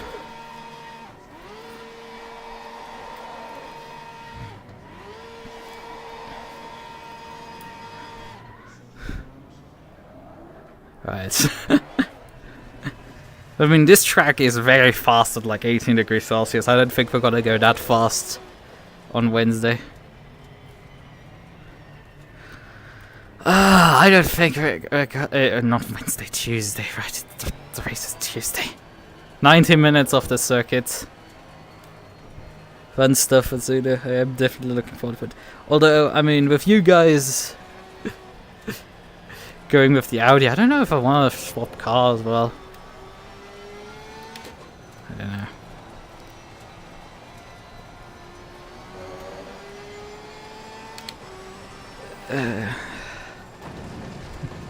But yeah, by the way, I mean, there was someone in this race with a writer. Someone is entered in this season with a writer in the AM class. It's crazy. Sensor, yeah, finished 19th, basically last, unfortunately. Behind Sula Chiara in 18th, he's 2 laps down, and then everybody down to P9 is lapped. DJ overdrive the first person lap there. Green light, go, go, go. All depends on the turnout. Well, I don't know, I mean, I don't know if this really will make much of a difference. If people are really like, nah, I'm not gonna do 90 minutes here. On the other hand, it's, I mean, the people that will turn up will likely do 90 minutes, right? But like, it's the question of like, do we want to put these people through the slog of like 90 minutes of driving around the circuit, where like there's barely enough cars to fill it? That's the bigger question. It's not that.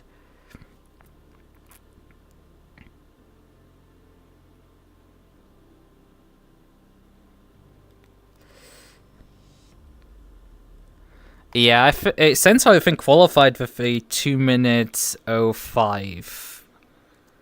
And then again, that Sensor is at the end of the day a bit more of an AM.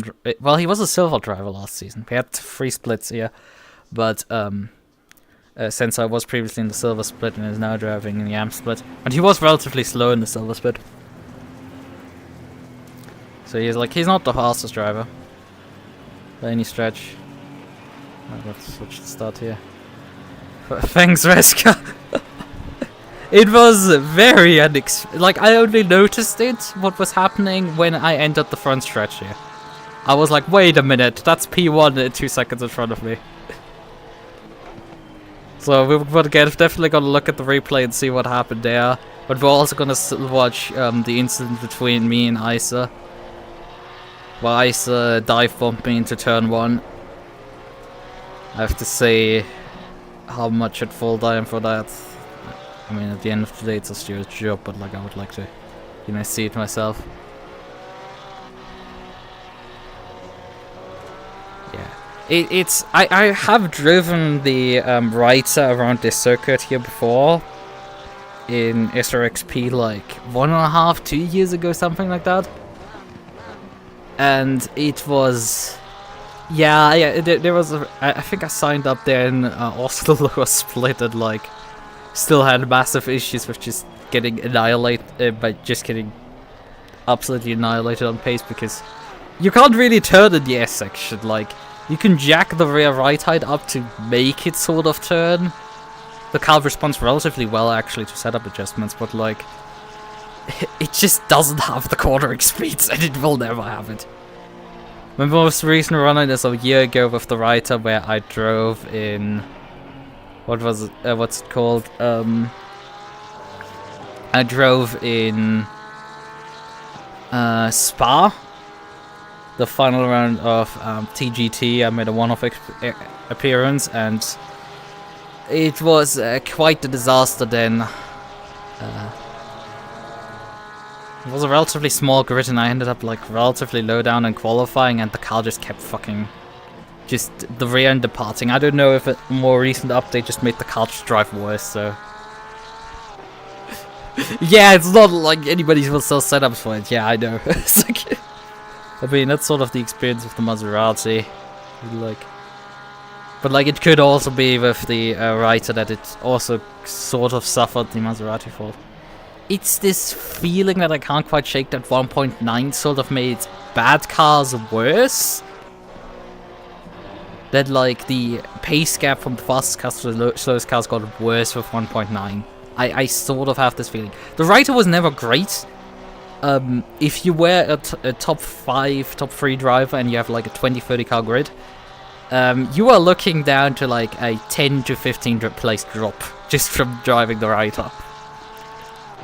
Like, you would lose positions, but like it's still it would be like for lol fun one-off. But then again, I don't know if you're gonna have more than 12 people, so you sort of manage yourself to last.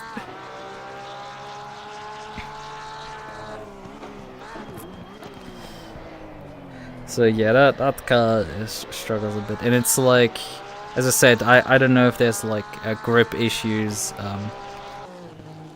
I feel like certain issues had been with 1.9 because the Maserati was sort of like something that you could actually get viable in GT4, and 1.9 made it that the car is super unstable and you can't drive it competitively anymore. Yeah, I was a Maserati main in GT4 before. Don't ask me the... So yeah, Isa was actually on pole position, right? And because Isa must have like the last moment of qualifying clocked in a fast lap, but like backs out of it in turn 1, so the first 2 rows swap positions. And then there's just Porsche, which doesn't. But Ubius did say that he's sorry for the start, so there must have been something that happened here. Oh boy. Oh god, yeah. He pushed Amethysta there, but I don't think that's too bad. But there was definitely a bit of carnage here.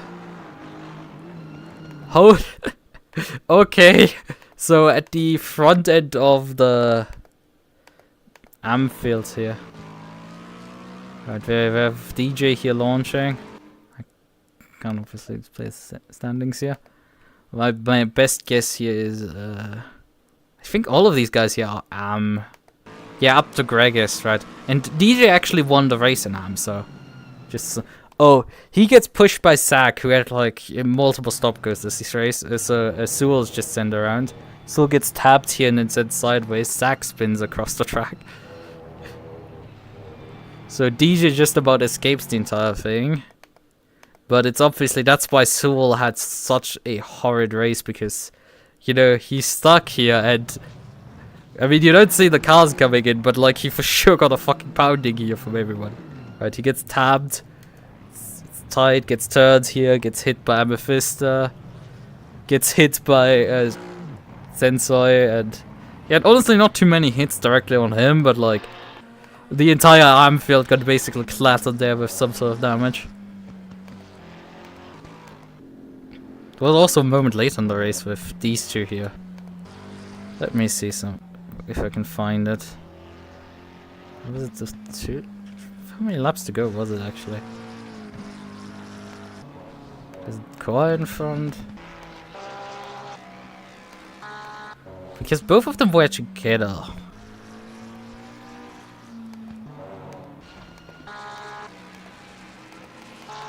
Because both orange McLarens were definitely together at that point. I'm trying to figure out where I am as well, because I... Oh yeah, there's... So yeah, this must have happened a bit earlier. So quite precisely figuring out where it's definitely not this lap.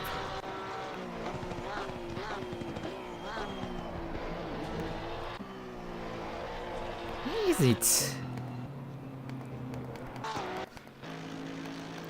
Oh, he did retire after this. Ah, yeah, we found it. So what the fuck happened here? Because these two drive out of the corner and they just both drive off the road there. And then Imentrix taps him. And I'm also fighting Zen right now. Well, lapping Zen. So like I'm just here running P2 right now, being closed down by Ruby, and then just like 2 guys run off the road in front of me. Like this is just like, oh god, please don't spin across the track now, because that's gonna be utterly pain. Especially because I have barely any visibility for you.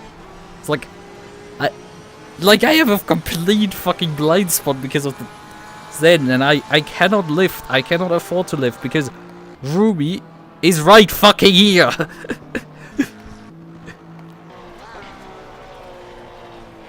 So yeah, go figure. That was that. I mean, Isa lost 4 positions there on the first lap. Tried doing something into, tried looking at 130R, but like, yeah, not ahead and into the corner, and then just like, nope, we're not trying to go on the outside of a Porsche. That would have been additional suicide, right? So when was the incident? Well, actually, also when was the incident between Ruby? But I think I found out. No, that's probably not the lap. This is the lap now, actually. Let me just drink something. Yeah, I'm gonna need the lock and loop Watkins Glen. But I also need the sleep probably. But I did sleep this afternoon a bit, so. Yeah, he's way too hot into the corner. I'm turning at this point already. And he isn't even overlapped with anything. Right? There's like maybe a millimeter of a splitter, but that's not enough. That's not hop. And yeah, he's just like fucking slamming in there. There wasn't really room for him. There was about half a car width maybe at the time of impact. He did make the room, but like he was so hot in there that he spun because of that. Because he hit me just in such a way into the door that like my car was just like, okay, we're gonna take the white line. He did get enough overlap in the slam braking, but the reality is, I'm turning. This is now my corner. You don't have overlap. This isn't a debate. He would have, at this speed difference, he would have not made the corner at all. And I mistapped you again. But yeah, that speed that he entered in, he would have not made the corner. Right. He just completely misjudged that. That's not on me, really. Right, so we want to see what happened here with the incident on the previous lap. This is Midnight Hurricane on Ruby Nekomata. Some high-profile incidents. Ruby trying to pass around the outside. ACC physics be like what? Can I politely ask what the fuck was this? Because it's relatively clear there's slight contact here while Ruby's trying to pass around the outside. So Ruby's straighten out, tries to however still make the chicane, right? And then Hurricane collides with the rear right, right? So you expect, you know, Ruby spins to the right out, right? For a moment nothing happens and then suddenly spins towards the left. Huh? I'm not even sure the contact actually spun her.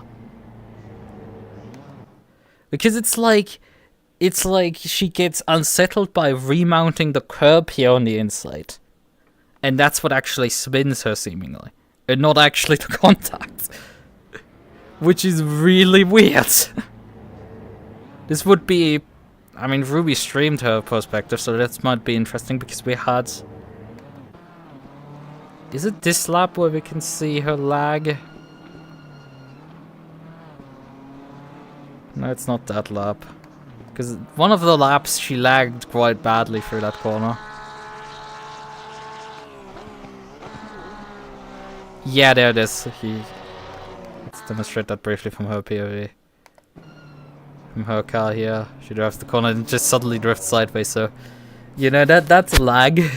That's a bit network issues. I don't know if that's... If this was then involved with her collision and, like, what precisely happened on her end. Because, you know, it's my replay here, not hers.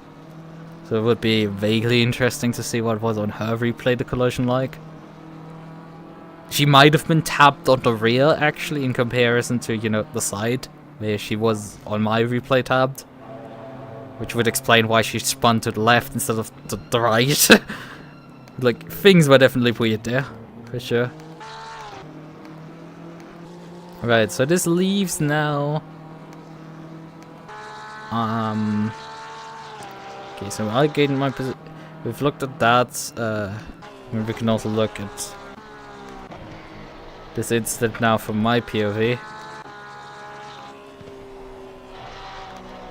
How tight this was for me, because I had to dodge, obviously, the entire incident that happened there. Right, I'm staying back here. And then suddenly she just spins, right? It's just a really weird looking spin. I do think what probably happened is that she got tapped from over here. And just the replay showing it wrong.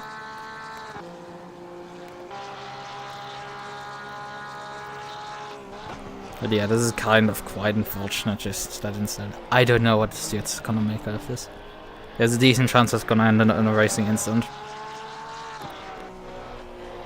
Because it's like, I mean, she could have just cut the corner, but then again she would have had to give the position up because, you know, she wasn't ahead coming into the corner, so it's not right for her to gain the position. But then again, she got also muscle out of the way, so it's like, there was a reason why she did what she did, you know? Would have probably done the same. It's just that started the entire chain reaction, man. And then the collision just was unfortunate. But then you can totally also justify this as an actual accident, right? Yeah, Miata had like all the time in the world in the lead. So when do the incidents start happening here for this car? Because at this point the car is still fine, I guess. But we're like 3 laps to go at this point. No, wait, she didn't actually finish on my replay, that's why. Right, that explains that. Because I was like, yeah, it's like 2.5 laps here to do. Like, yo. So this must happen here towards the end of the lap. Although she only clocked a 2:11 on her incident lap. So like, how the hell she lost all that gap is a bit unknown to me. And maybe we'll watch last 2 laps? Let's watch the last 2, right. I'll watch both of them. Although, I mean, we've watched most of the other lap. But yeah, unfortunately in the end I denied an NSX from a race win, but like, as I said earlier, I think this season has a good chance of actually making an NSX the champion. Even if I, you know, just won the fucking season opener, but like, while wins give more points here than in Pseudo, where like this is just a 1 point difference that can be made up by the fastest lap. And both of the NSX drivers had quite horrid races here today. With her, she did get on my end scored still in front of Psycho, but like she didn't get finished. That's the thing. In front of Dirty Kohai, Laggy, and then Isa. Isa finishing P8, that's like... On the other hand, there was dropped scores, so there's still 1 dropped score.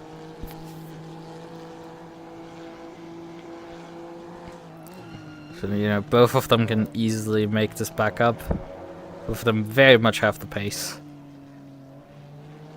I was just about close enough, however, today to profit here off mistakes from everybody else in the front. Besides me. And me just getting very stupid lucky to not be taken out by the instant. Nothing happens here. She collide with these guys? Yeah, I don't think so. She has Eric now in front. How did Radeon actually finish? Okami, DNF, Zack. Yeah, Zack is one of the extra drivers. Finished like fucking so far down.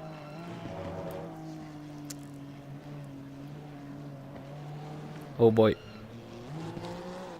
Nearly got involved in that one. And I think I saw the end result of that because I did see Eric parked on the side of the road, right?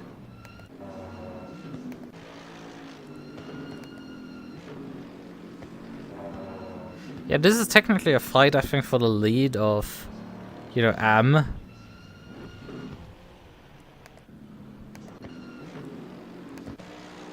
They're side by side. Eric just fucking charges in here full speed. But they hold it. DJ goes past, but like he gets tapped by him. And then just Eric gets sent due to that. Yeah, I mean, if you tap the guy in front, if you do a bump and run, you know, make sure that you give the other guy enough room that he doesn't take you out, right? I don't have the brake trace here, but it's like... It seems he fed throttle again, and he very much shouldn't, because he definitely tapped DJ in the back there, so... You could say Karma hit him very fast there in this case. And he stalled there, Jesus, that's not fun. I don't know, what if Spin turned the other direction? I guess that's alright. Or if you had to run a bit of a tighter entry. Yeah. But yeah, DJ nearly getting out, so it's Miata. It's a lot of a completely functional car so far this lap. God knows how far in front right now. Wide. Oh! Oh! Oh boy! Ouch! Yeah, no wonder that car is toast. It's just taking it easy, running wide, and then these curbs out here is just... They sometimes just murder you. And again, this is the NSX. It doesn't like curbs at all. So it's not too surprising this thing just fucking shoot her out completely for that. Gets the engine refired, gets passed by DJ here. And I'm coming out of here and I'm just like, hold on, wait a minute, that's not who I'm expecting in front right now. Right.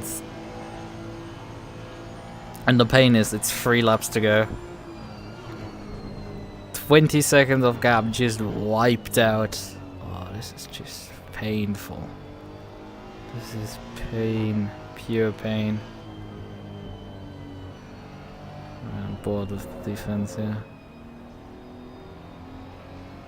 Yeah, try. It felt very much more blocky.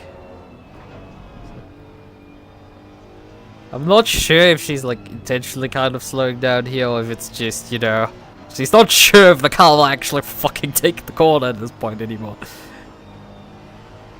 Yeah, and you do notice because like this wasn't intentional of her letting me by. In no way, shape or form. She just like sort of got lost through the corner. She would have had need to throw more steering input there.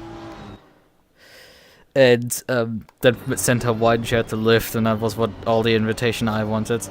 And then like sort of wanted to squeeze there Ruby, and Ruby luckily just about survived that one. That assault on her life. That was utterly scary there. Oh boy.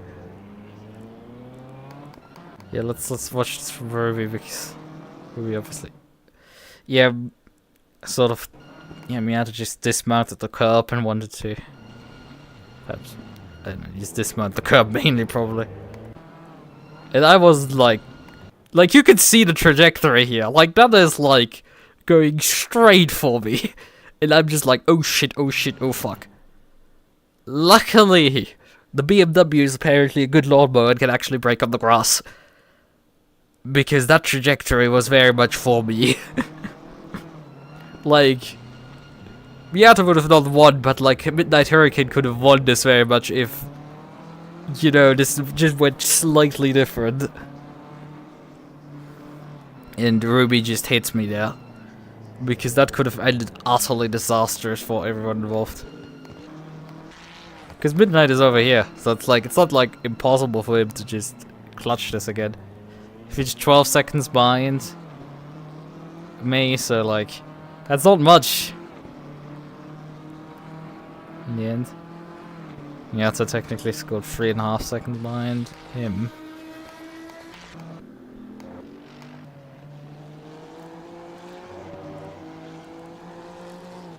Yeah, Greg was actually fighting DJ here. Wait, he closed him back down to 1.7 seconds. Gee. Well, that's interesting to know. Because DJ is over here right now in front of me. And we're like 3 laps to go.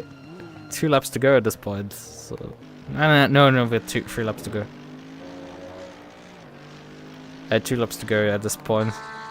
Right, I'm starting my... I have to pass DJ now. Kong is going by. Midnight Hurricane is likely soon as well. Yeah, it's lit by here.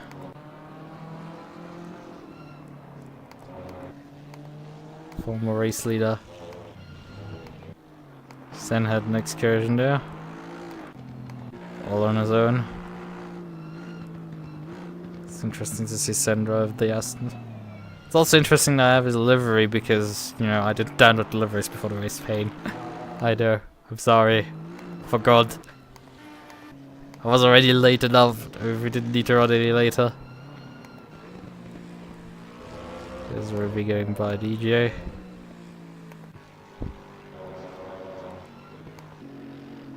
But yeah, there's Eric back here. So I don't know if we're gonna have the entire thing. GG Ruby. Oh yeah, I have a good question for you.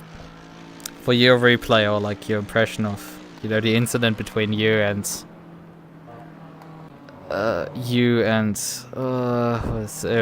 Midnight, because if you look at this here, it's obviously slide contact here, right? You mount over the curb here, then you spin suddenly this way around.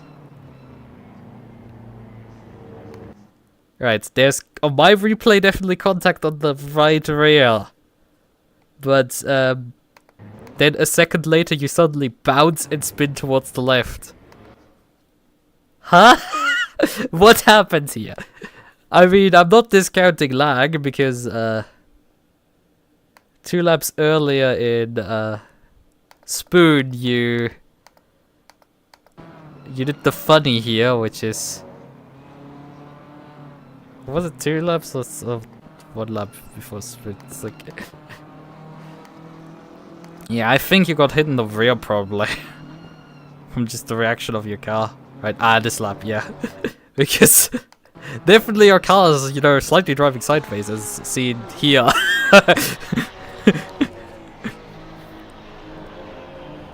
I have a feeling sort of like the combination of curb and just getting bumped in the rear end. Because that just looks weird.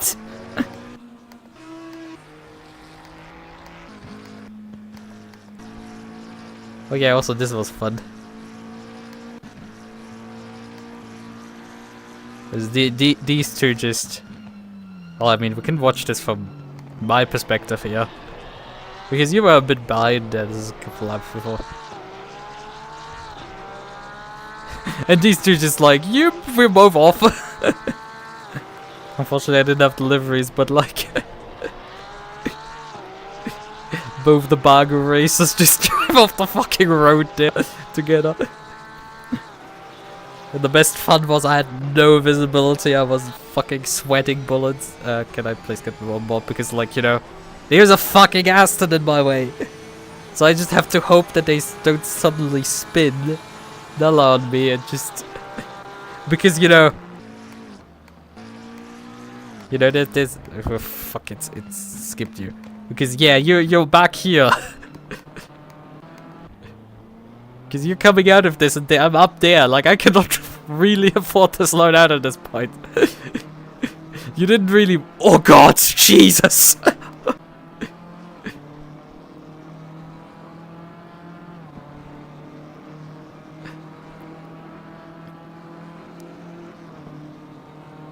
Jesus, that nearly took you out as well.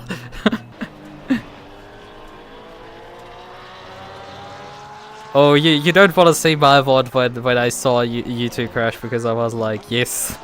Yeah, I was actually happy. I'm sorry. Yeah. Oh, I was fucking shitting bricks when when you got hit by Miata. I was fucking shitting bricks at that point. Wait, where was this? Yeah, here I passed her and... Well... I was sort of expecting you to suddenly... Because I saw that contact in the rearview mirror and I was just like, oh shit, oh fuck, oh shit, oh fuck, oh shit, oh fuck, oh shit, oh fuck. I was the inside like, fuck, fuck, fuck, let's get the fuck out of here. I was very much expecting you to suddenly materialize into my door. That was not fun.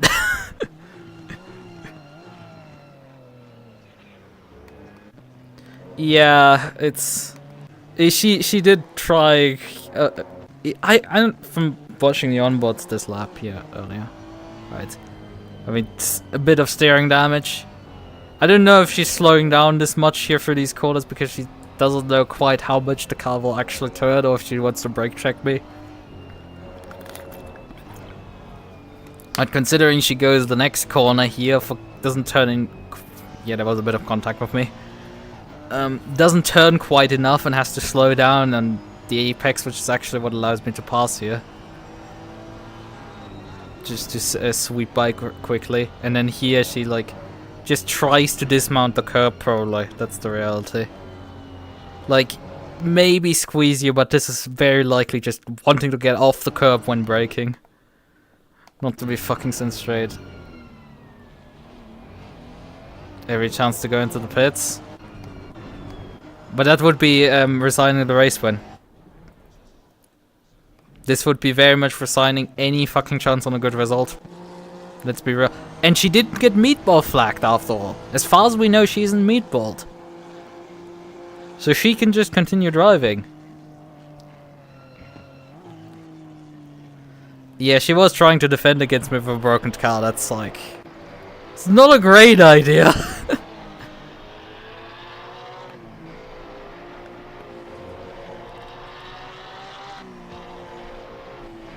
Yeah, the hit was huge. Yeah, I did watch that earlier. I mean, we can put it briefly on again. Right, here it is. Runs wide here and then just loses it on the curb.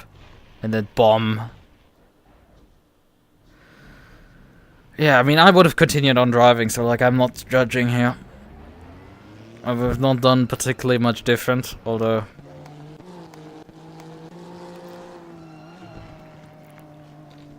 And like, why would you quite let us by this point?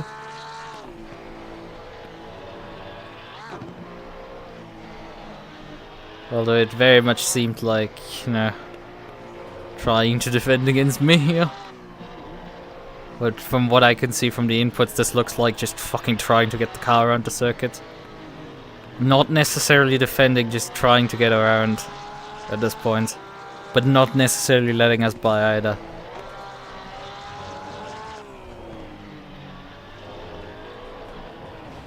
Yeah. That happens. I mean, you didn't actually see the incident I had with Isa. Because I hadn't had the incident with Isa. Yeah, Isa tried to do a Senna and, you know, it didn't work.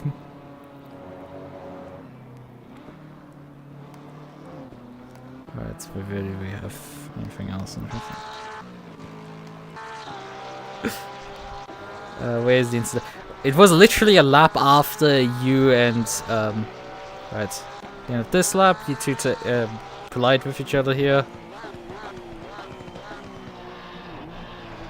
They're just like, oh fuck, oh shit, oh fuck, and like, oh. Right. But like literally 1 lap later here, so let's skip there. Oops, 1 lap later. Yeah. It's like, I mean, I'm not judging the attempt here, and you're trying to go around the outside, and you got hit slightly there, and then you try to stay on the track. It's like, nothing of this is unreasonable, and... But yeah, this... like, it's just so hot into it. It's like... Like, I brake, I turn, he just... He doesn't get... He only gets overlap after I turn... Oh, fuck, I just can't get right now the timing right to stop it. Right, I'm turning. No overlap. Like, just none. Nothing. He is very light / not really on the brakes, not early enough on the brakes so he could get alongside a bit, but like, of course that's not gonna fucking stick. Yes, of course! That was what spun him out. This is lap 6? Or lap 7? As I said, it's literally 1 lap after the incident between you and Midnight, because there he comes by. Right. After that, he gets... I think 1 or 2 laps later he gets his drive-through penalty, and that's when he's gone. So yeah, that was an attempt on position.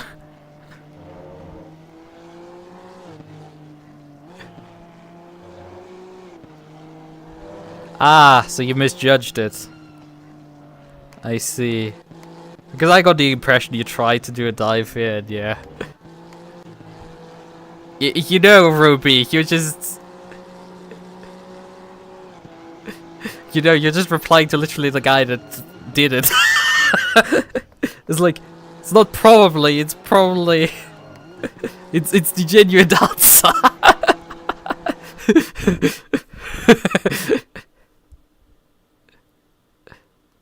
Yeah, I didn't lap Isa, that's the thing, I didn't lap Isa.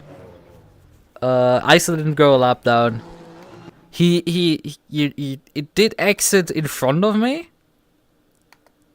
Right? Like, I'm here and Isa's over there, but like, you know. But like, I didn't close down because obviously faster, right? I didn't have the pace here today. And I specifically made the point that some racing only the pace matters here. Consistency doesn't even really matter that much, and then like, I fucking win by not crashing. What the fuck is going on? Could you guys not make my... invalidate my point constantly? Yeah, I didn't lap Isa. Isa only went a lap down to Miata, right? That's the only one that got lapped here. And obviously in the end it's DJ Overdrive, the first car who actually got lapped in the end.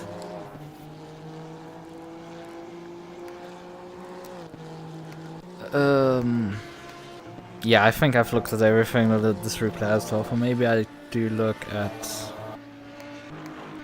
Because Rainy did retire as well at some point. Yeah, let's see. Because I did see her at the side of the road. Right, let's see what happened to her.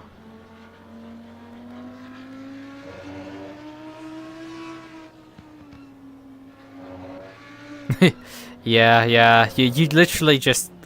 Okay, that's a fun one for the audio. Yeah, I mean, you literally just saw me being basically let by, so you will take the chance. I know why you made your move.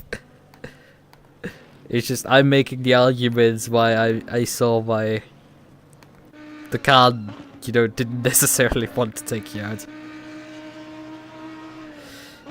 Like, she didn't want to necessarily harm you, but like... Wait, it's the same corner. Although in this case it's too much throttle. And it bonks the wall here. Does she tow or does she return to the beds? She drives all over the road. Zach had also like such a horrifically terrible race. Like finished 4 laps down. And he's also in the pro class, so like I don't know. So it is what it is, yeah. I do really like that. At the end of the day, we have to see what the stewards will decide with most things. I think with most collisions here, they will probably end up... Like, Isa might get a slap on the wrist for the incident with me. At most. Probably a racing incident because of the outcome. You against Midnight, it's like... Maybe they do something, but like it's so undecided, who knows what they do with that one. It's like probably gonna be a racing incident as well, because it's just like you could spend half an hour arguing for both sides, and it's like at that point, as someone who's done stewarding, if you can't decide who's at which one is at fault for a long enough time, he's like, yeah, there's a good reason to make it a racing incident at that point.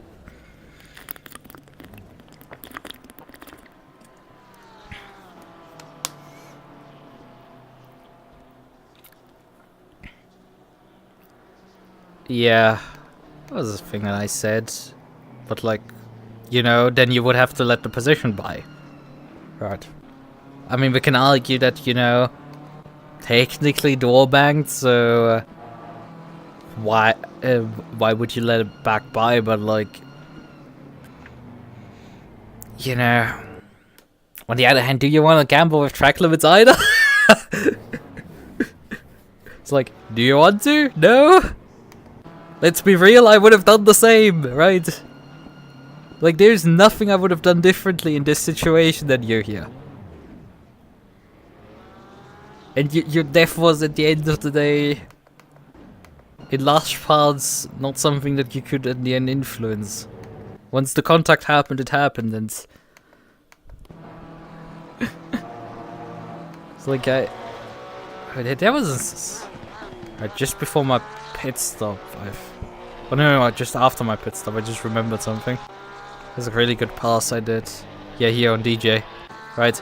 DJ is on pit cycle in front of me. So this is technically for position, but DJ hasn't done the pit stop yet, and I have. So this is technically for position, but I mean, he has a Lexus against a Porsche. I'm not gonna win this drag race here. But I can still cut underneath. So that's fun. That was a really nice pass. Unfortunately, I mean, it probably cost DJ a bit of time, I don't know.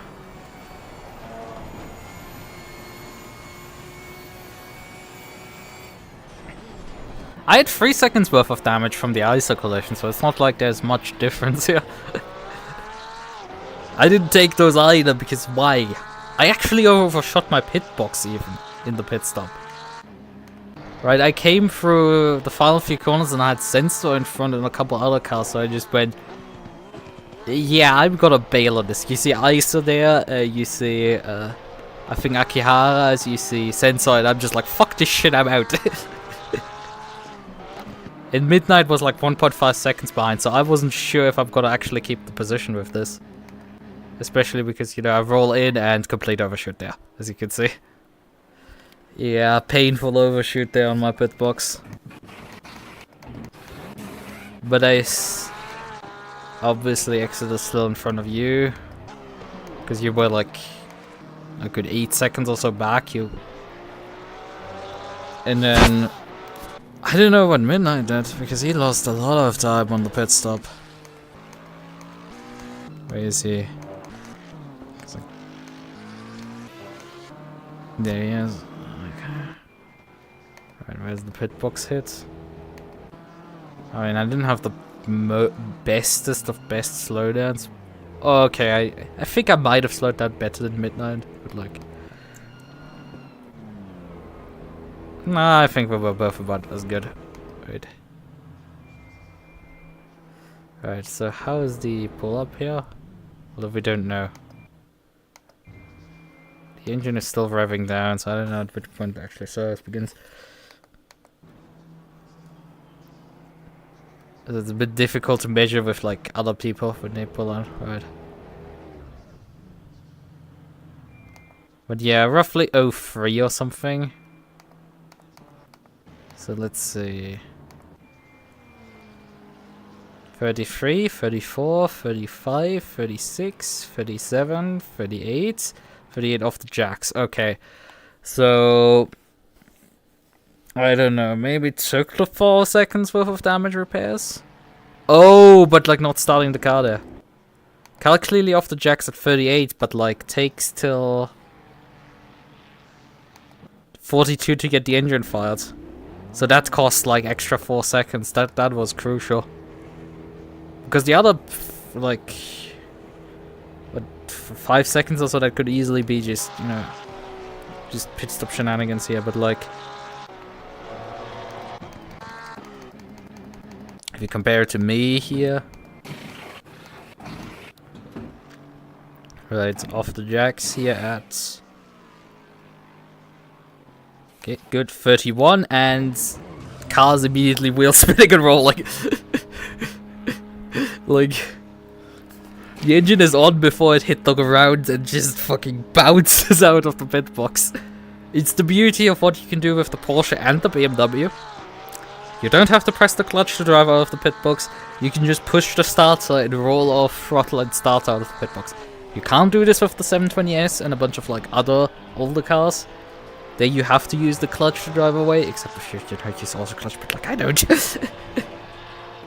Yeah, I saw you had some pain with this specific corner here. Right, you visited that barrier. I didn't expect this one. Definitely something. Well, this is, I think, G-Fox with having issues. I had some fun. I won't go through now all the funny things that I saw on the replay so far, because I would be repeating at this point myself a tad bit too much. I thoroughly reviewed the replay. I have another race, a 4.5 hour race that starts in 4 hours, and I kind of wanted to do a nap before that, so I will. Yeah, I think I will end the stream soon. Oh.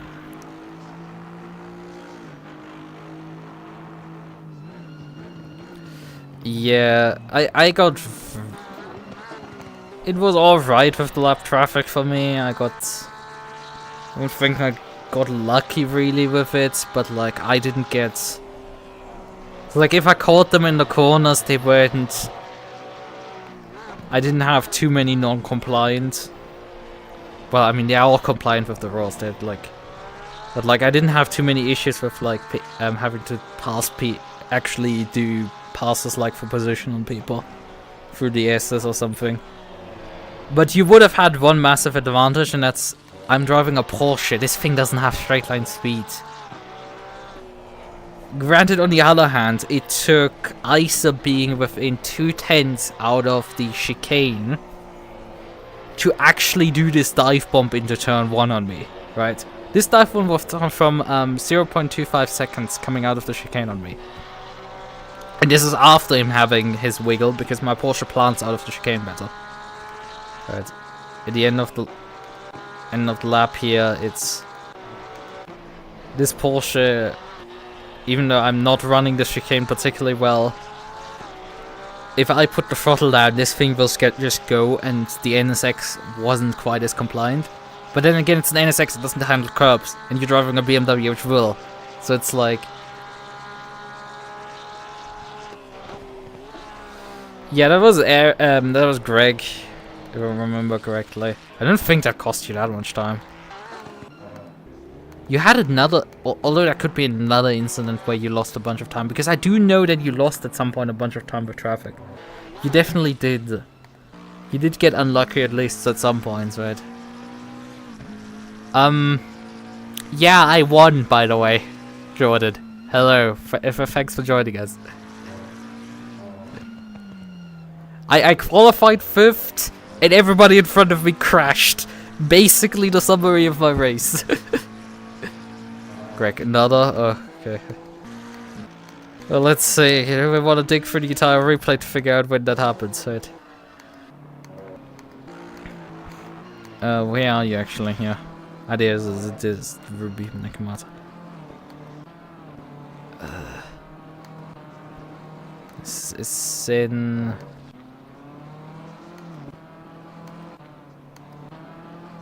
I don't know, I'm skipping right now for most of it just to see if I could find anything happening.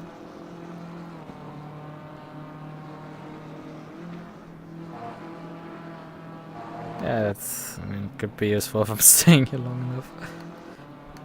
Okay, now I want to kind of wrap up because I've talked like over the replay now for nearly as long as the race went on, so. Oh yeah, there's Kong also in a Merc. How many Mercs did we have again? I mean, the fact that it's a Merc narrows it down a bit because there's obviously Kong and there's Greg. So like, if you can guarantee that's not Greg, it would be a bit easier to narrow it down.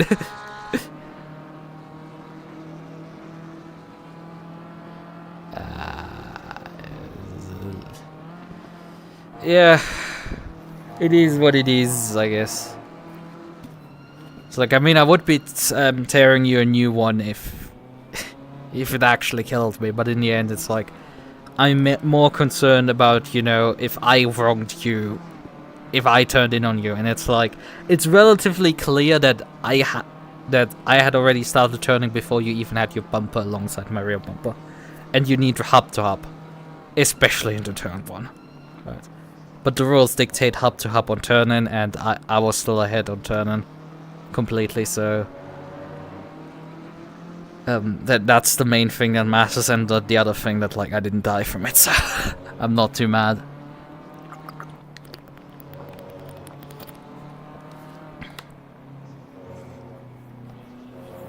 Yes, I did hop just before I started stream into Reska's stream, and we discussed a bit Indianapolis, and I found one more person that likes the track.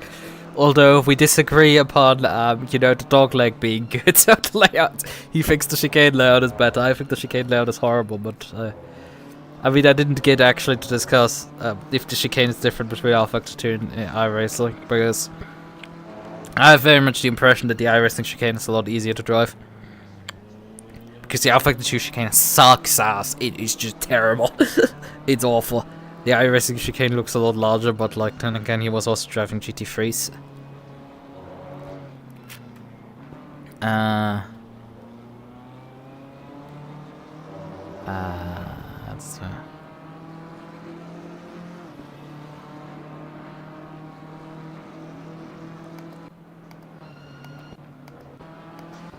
yeah, I do vaguely remember you getting up to like 1 second and then just losing a bunch of time. I just don't know when.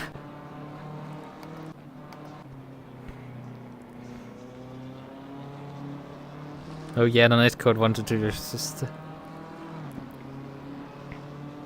Oh, your real life car you're buying. I mean, we talked briefly about that event, so is a clarification needed.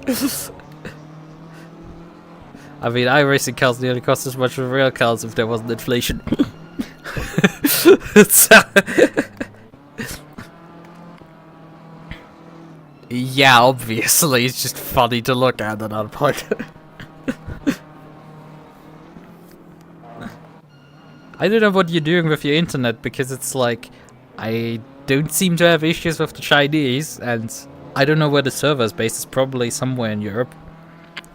Alright, so you should probably in the US have some sort of relatively good connection.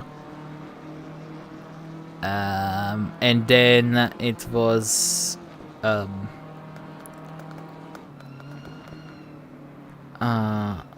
yeah, I was. Oh yeah, this is we're now at the end of the race again, where we're having.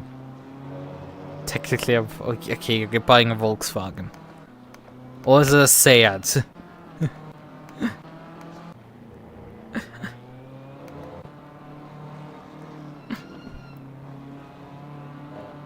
Or an Audi, right? So technically, that was this Volkswagen group. Have I listed now enough of the Volkswagen group of members?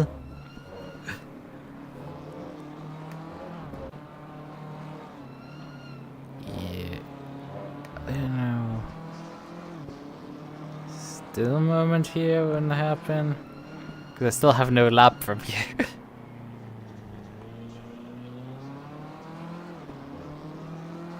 Yeah, I do know the feeling. It's regularly happened to me. Just you don't get the feeling, but you get lucky with traffic.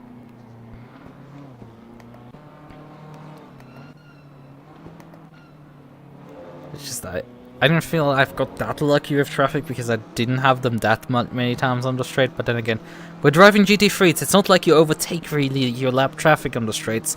This isn't like GT3 versus GT4 where you hope to God you get them all on the straights. No, this is GT3 on GT3 and your best hope is, it's a VW up. I hear it's the VW Polo, but like, actually rebadged. Well, no, it's what the VW Polo is supposed to be. But we've inflated the Polo to the size where it's like a fucking...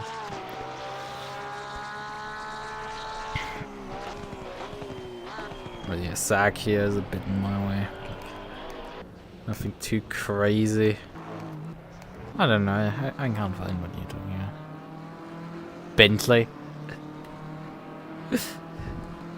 Saying in general. Yeah. We didn't have a Bentley tonight either. Fister finished 16th. There was a moment, I think, during the race with Ubius, where on the run up to the hairpin. Yeah. It's very much GG. Good luck. I'm gonna get my get served next time. Right. I might have won this time, but sure, it's gonna not continue next time. I guarantee. Right. It's very clear that I don't have the pace. Now, granted, I say that I'm not the fastest at fucking Suzuka, but Jesus fucking Christ, I was fast here today. Like, not against you guys, but like for me, I've set my fastest laps here. Period. I think I've never gone sub 2 minutes 01 ever. But yeah, the conditions were good. I mean, I've not gone sub 2 minutes in the entire race, so I think I'm the only one in the top 5 who didn't do that, so that's gonna be funny to look at in the results screen. It's like, I don't know if Midnight Hurricane went sub 2 minutes on any lap, but like, you probably did, and Rainier probably did. The confusing part that there's 2 Rainiers and X-Wing, it's like, ah! God damn it. I mean, these enough Chinese drivers, it's confusing enough, right? Okay. I will be back in about 3 hours? Yeah, about 3 hours is when the Qualy server goes live at 1 AM. So that's in 2.5 hours, I think. Oh? Yeah, 2.5 hours, right. 2.5 hours. So that's in 2.5 hours. So I will be here again in about 3 hours. So I will be wrapping up now.